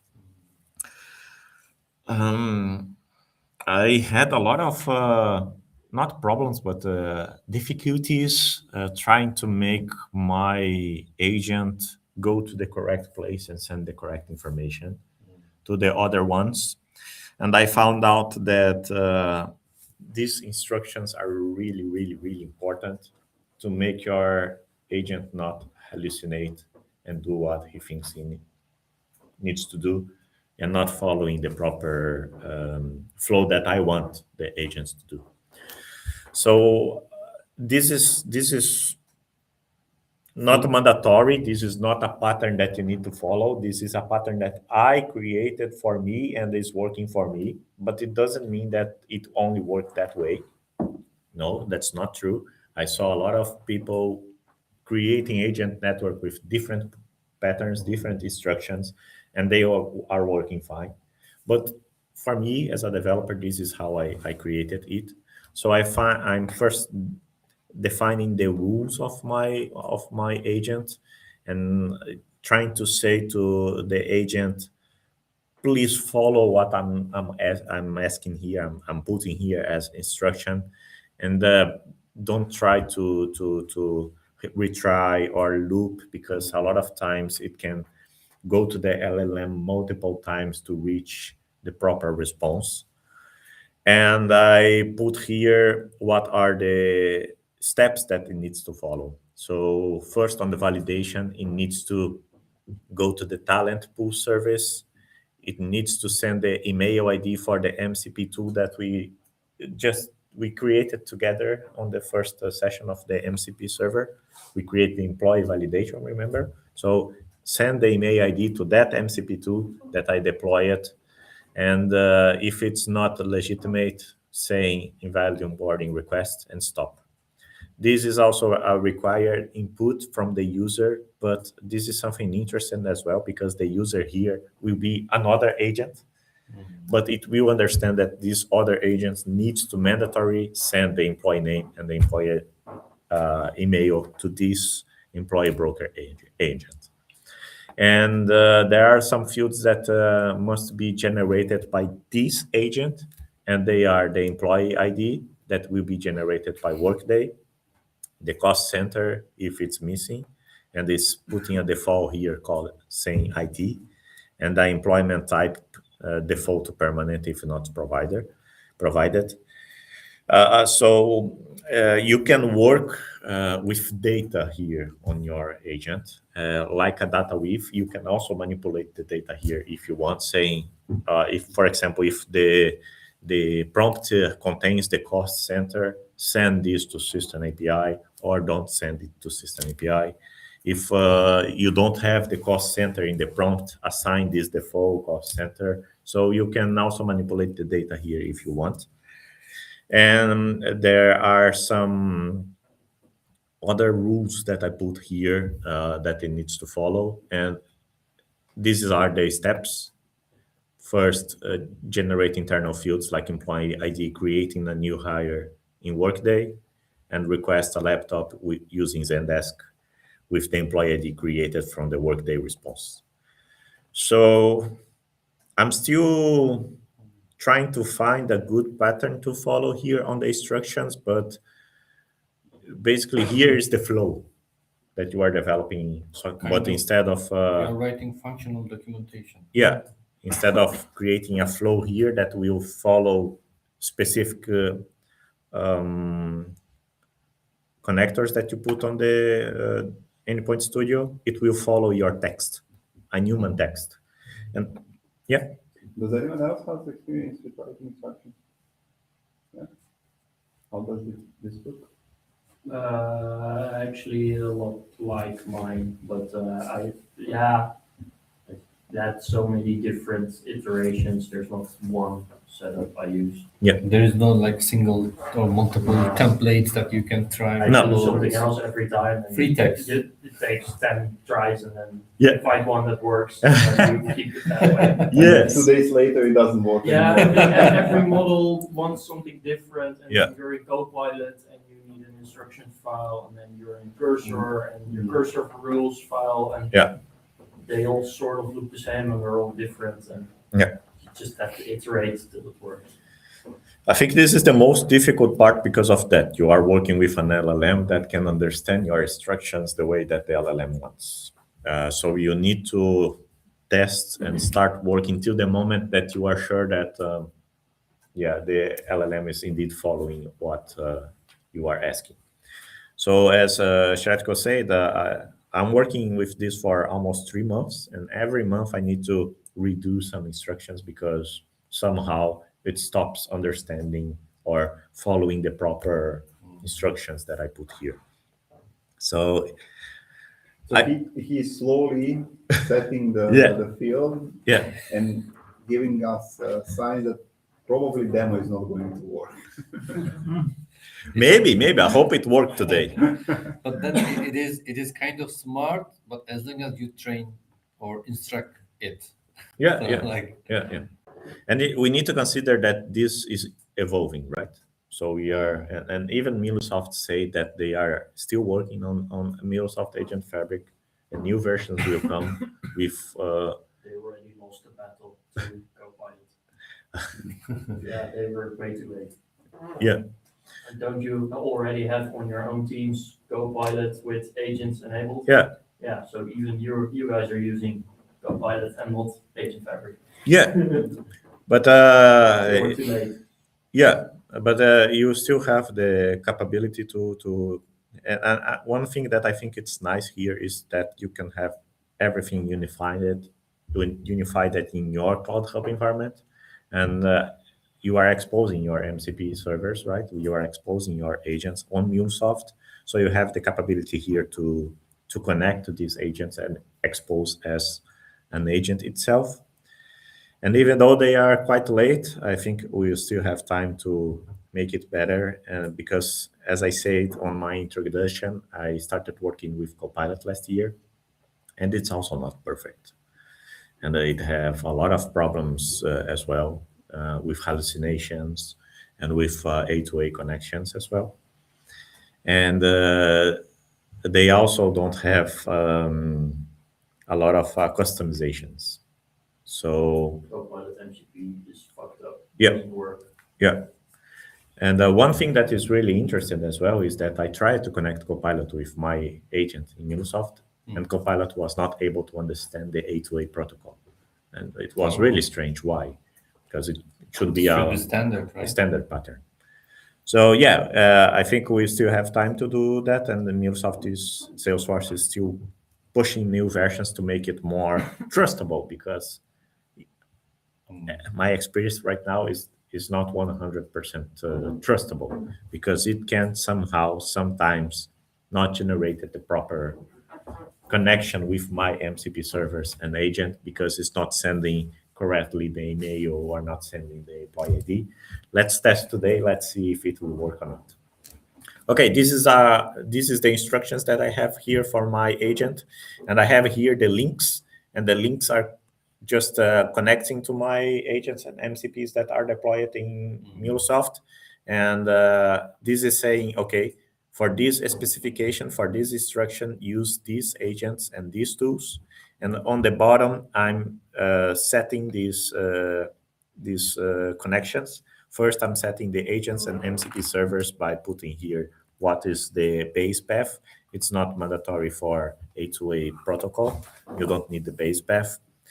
I'm saying the LLM provider will be OpenAI. And here I have the connections. And in the connections is where I have the URLs. So this URL here, Workday URL, is the URL that I have on my runtime manager. So for example, for the Workday agent, yeah, this is the URL that I'm using to connect my agent network with my application itself here, or my MCP server as well. I'm using the internal one because I'm deploying my agent network in Cloud Hub, so I can use the internal one as well. But you can connect with external agents, like, for example, ServiceNow agent, and you just need to put here the URL of the ServiceNow agent that is outside Cloud Hub, outside your environment.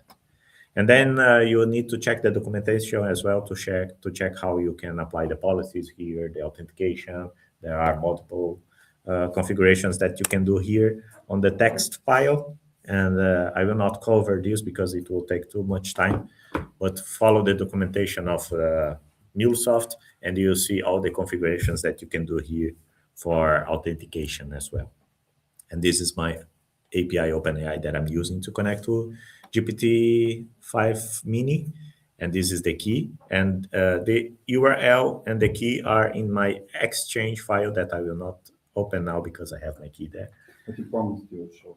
No, it was a joke. Screen recording is And this is just a visualization of what I have. So I have one MCP server and I have two agents, the Workday agent and the Zendesk agent. And basically I have one broker, call it employee broker, that will connect with using GPT-5 Mini with these agents and MCP server. And it will follow these instructions here to understand where it needs to go. It's based on the instructions that it will send a request to Workday, to Zendesk, and to Talent Pool Service MCP. And my HR management that is on top. So this one, the HR management, it also follows the same pattern, but now instead of connecting with my systems, it's connecting with my two other brokers. So here on the connection, I have the talent broker and the employee broker. And I have here the also the URL. It's exposed here to make it easier to understand. And as you can see, this is my instruction. To do one thing, onboard the employee. And what I'm trying to do here is I'm trying to make my LLM understand where it needs to go and what it needs to do. I will not read everything because it's a lot of things, but I have two workflows here that it needs to follow. The first workflow is the employee onboarding that will connect to the employee broker. So I'm basically saying to my HR management agent that it needs to go to the employee onboarding broker. It needs to do the validation using the talent broker MCP server that I created. It needs to have the full name, the email, and then this is the execution. Call the employee broker, create the employee record, fetch the employee ID, request laptop and accessories that will be requested in Zendesk. Never send or generate employee ID on your own. And this is interesting why I put this information here. I was having a lot of problems of LLM generating a random employee ID instead of going to Workday and fetch the employee ID there. So I tried to put a lot of details on the instructions here to make sure, that is following the correct pattern. If the employee ID is not provided, please execute the onboarding flow to generate the employee ID. This is the example response from the workflow. Do not generate employee ID, or I'll put again. To make sure that LLM is not simply hallucinating. Make sure Yeah. you follow my instructions. Yes, exactly. Exactly. And then I put a lot of rules here, and I can share this with you guys as well, these instructions if you want. Just ping me later. It's not a secret. Was there any reason for some of them like capitalized, like emphasizing? Yeah, I'm saying to the LLM. Use the exact. I'm screaming to the LLM. Do this, please. Yeah, it's really that's intentionally, right? Yes, Because yes. you wrote use the exact Yes, structure below, right? yes, exactly. Man, I'm working so much on these instructions to make sure that it's not hallucinating and creating different things. Yeah, understood. So, okay, check the documentation to see, but as you can see, it's not crazy, the configurations that we need to do here. The most important part is the instructions. This is your flow development. This is the development that you need to do. And then just connect using your URL to your agents. That's it. And when you deploy to your environment, this is what you will have. So now if we look into this diagram, Yeah. So LLM is used in HR management, talent broker, and employee broker. Yeah, exactly. So we have 3 agents network here that are receiving 3 different instructions. So employee broker is receiving 1 instruction, talent broker is receiving 1 instruction, HR management is receiving 1 instruction, and each broker will call GPT-5 with that instruction and with the prompt, and we will try to understand what it needs to do the requests to the other agents. So it's the combination of the prompt, instruction, and LLM that will create your flow and execute the bottom line here that are indeed your APIs. I have this deployed here, and I gonna connect with my Slack using the A2A protocol. One small question Yeah. before you start. The instruction. Yeah. Is it tightly coupled with the model, LLM model? I just tested with OpenAI. So if I send the same instructions to Gemini, for example, in theory, it should work because it's human language. So it doesn't matter what LLM you are using. Start shouting again. Because Yeah. you have to finish this until it works. Yeah. And that specific OpenAI. Yeah. It's every model. wants something Yeah. else. It should The work the simpler same. the task, the simpler the instruction can be. But if you're trying to orchestrate a complex HR process, you're gonna end up with such a huge amount of specific text. Yeah. What I missed in this last sentence, like, please make sure that you follow. Yes. I think I need to put this like 4 or 5 times. Yes. And take note that I'm sending these instructions to the LLM. It means that the bigger the instructions, the bigger the quantity of tokens that you are consuming. So. And every tool and every agent card also gets sent to that LLM. So there's a finite amount of tools and MCP servers you can actually squeeze into an LLM before it starts forgetting the first ones. The limit differs per model and differs on which tier you are and how much money you pay, and if you host it yourself or if you let them host it. But if you're just on a ChatGPT normal free plan, you can really only effectively use maybe 10 tools in one MCP server, or else it just starts forgetting the first ones and it will just default to using 1 or 2 tools.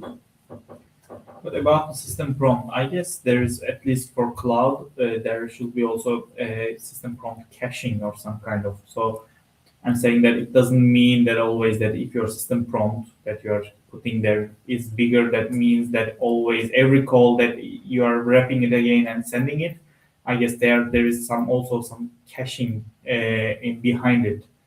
just as a side note, because when I'm using also an application that I developed, that it was mentioning this, so that that system prompt doesn't, of course, very important and should be as much as summarized, but the main concern was not there most of the time. So because it's also sometimes doing a couple of sendings, etc., then that will increase the token size. But yeah.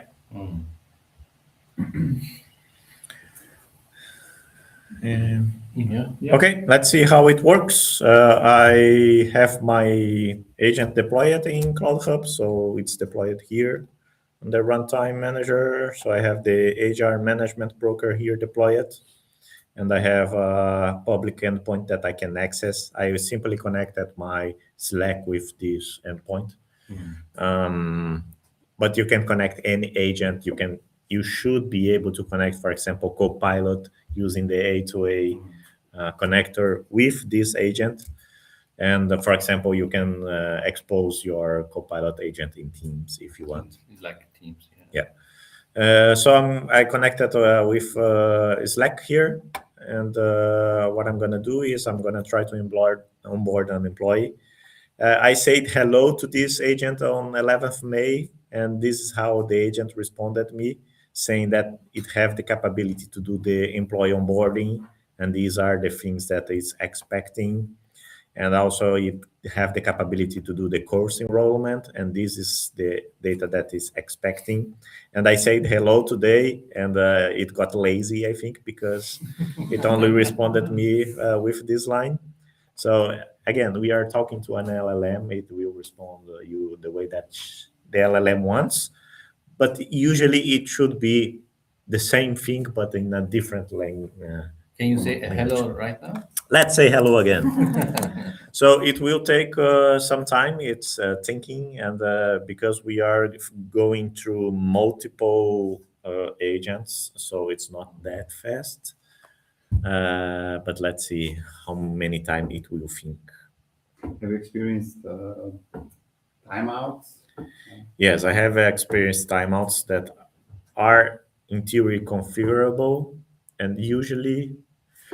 But you said already that only do it one time, right? Don't loop. So as soon as it gets timed out, normally it should try, but because of your instruction that only try once. So when as soon as it gets a timeout from one of the APIs or one of the LLMs, I cannot answer you. Blah blah. Sometimes you get also timeouts due to the peak hours. So now it's not lazy anymore. So it just responded me a little better on what I need. So yeah, it have the capability to do the employee onboarding or course enrollment, because these are the two agents that are connected with this HR agent. And these are the things that I need. So the full name, the email. And this, see, it's optional, but helpful.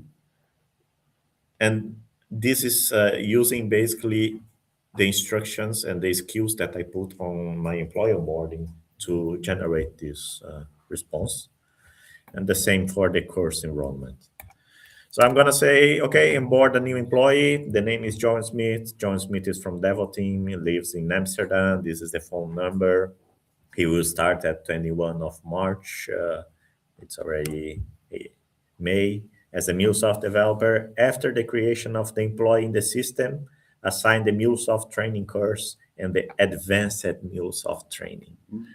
So let's see. So what it's doing here is now the HR management received the information, the prompt. It will execute the OpenAI LLM. It will check that the first step of the workflow is going to the employee broker and validate it on the talent pool service. If it's validated on the talent pool service, the employee broker will request the creation of the employee ID on the Workday agent. With the employee ID, it will request on the Zendesk the laptop, the mouse, and it will respond to the HR management. Okay, the employee is created, and it will send to the talent broker the employee ID that was created by the Workday agent, to the course agent, where it will assign the MuleSoft course and the advanced MuleSoft training to that employee.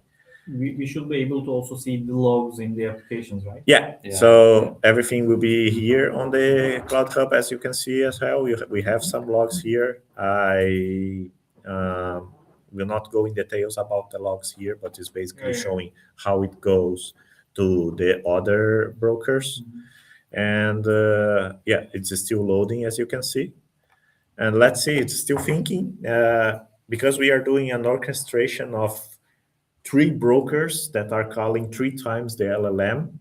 The LLM also takes time to understand the instructions, so it's not a fast process, at least not yet. But we know how LLMs are improving. So but usually it takes around 1 minute. Right? Usually, on that level of orchestration is 1 minute, but it worked.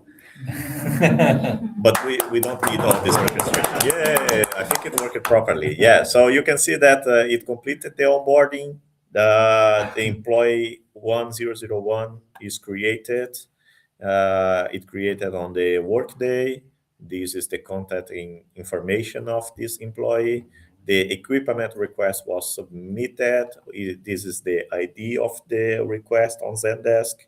And also it assigned the course 1001 and 1002 to the employee. So yeah, it indeed worked. And if you go to the APIs, maybe he's lying. No, I don't think no. Honestly, If you go to if you go to the Workday API, for example, you should be able to see no log here. Yeah, I think I didn't put a logger here. That's why it's not showing. It hallucinated an employee. No, but I'm sure that went there because the employee broker is not able to create the employee ID. But here we can see that it went to the systems. So 3 minutes ago, it started here. Yeah, so it received the request, and you can see the LLM selected the to validate employee. And this is the tool that we created on the MCP. This is the input of the tool because this tool just need to receive the email. And this is the email that the talent MCP server is validating. And this is the output of the talent MCP. This is the detail of this John Smith employee. This means that, okay, he is in the talent pool. Then it executed another tool here.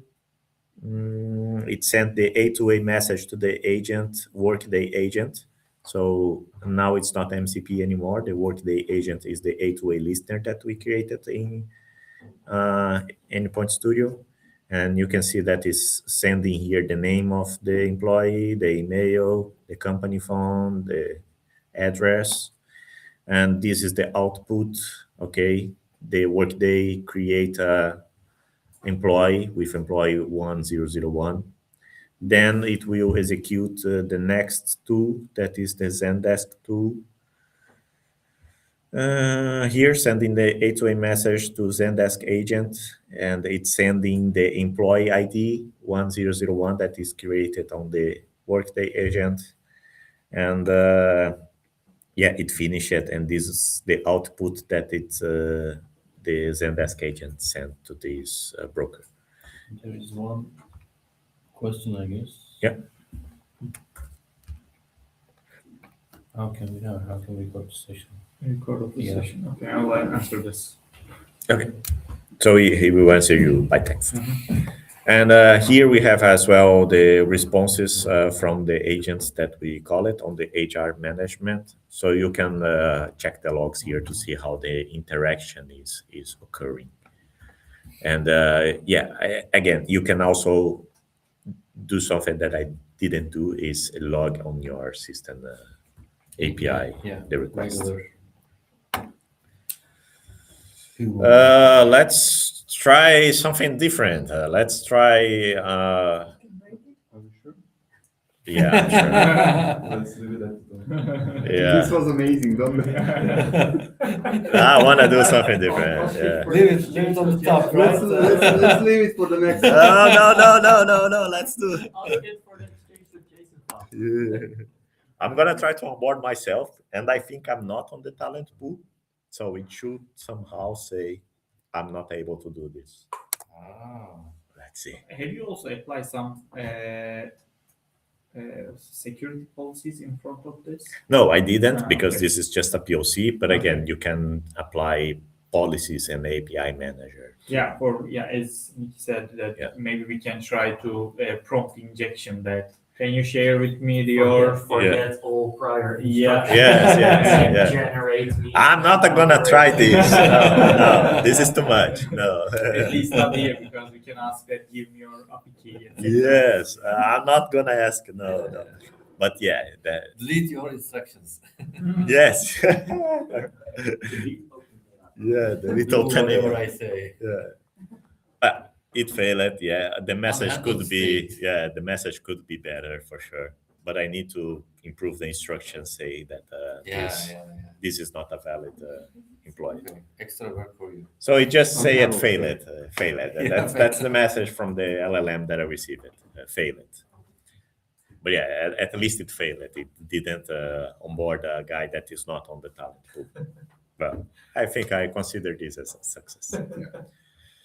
So this is basically MuleSoft Agent Fabric. They are improving this on a daily basis. New versions are coming, more structured way to develop it. I saw in the last presentation of MuleSoft that they are creating a more visualized way to do that with a flow like we do in Endpoint Studio. So I think better things are coming, but this is a starting point to us to understand how we can start orchestrating agents with It's MuleSoft. really a good starting point. Okay. Awesome. All right. Thank you, Guilherme. Do you have something else? Yeah, no, just maybe one more slide just to wrap All up, right. and then I can give back to you. Yeah.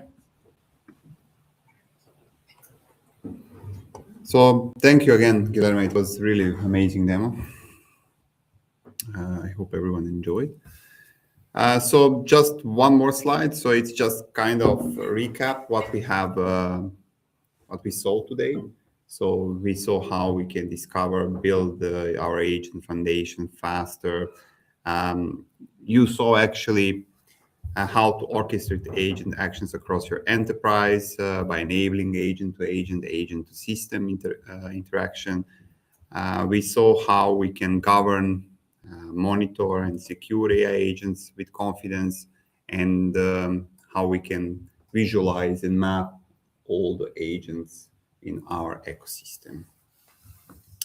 So I think that would be it from our end. So it's Q&A time. Yeah. If any questions you have, you can ask. I will be sharing, as I mentioned in the chat, that I will be sharing the video recording in our event page. I also shared the first event link that you can also watch the first part that we had done like around 3 months ago, I suppose. So yeah, thanks for attending. If you have any questions, please send them away from either Q&A part or the chat. Otherwise, we will be closing. Any questions from the room? No. Yeah, thanks. Thank you for attending, guys. Again, I will be sharing with you some t-shirts, Mule t-shirts that I'm wearing. Yeah. So, and we can also drink some, and we have the food still. So yeah, more food. Yeah. So we expect you guys also online, that if you are in the Netherlands, we also expect you in here. And yeah, you can find the QR code in here. You can join the community that we have some Slack groups, and then also go into the LinkedIn for the community. And I will be sharing a link that you can also follow the Amsterdam Meetup group that you can follow up the next events, etc. Then you can subscribe from there, and then you will just get the mails for the next meetup for the Amsterdam. And there are a couple more. Yeah. I mean, you can also apply for a meetup leader, that if you would like to have also held some organizations, either virtually or in person in your city. If in Amsterdam, you can reach out to me. You can apply for a meetup leader, or you can reach out to me if you would like to present some contents that you have find interesting. We are always open. Also, Nikki here, by the way, from the Utrecht Meetup group leader. So you can also reach out to him if it was close by, etc. And yeah. And lastly, you can apply for a MuleSoft mentor.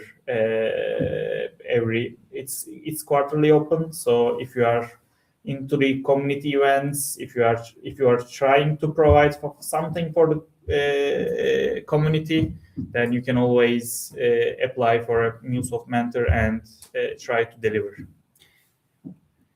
Thanks a lot, and I'm sharing the. Thanks, everyone.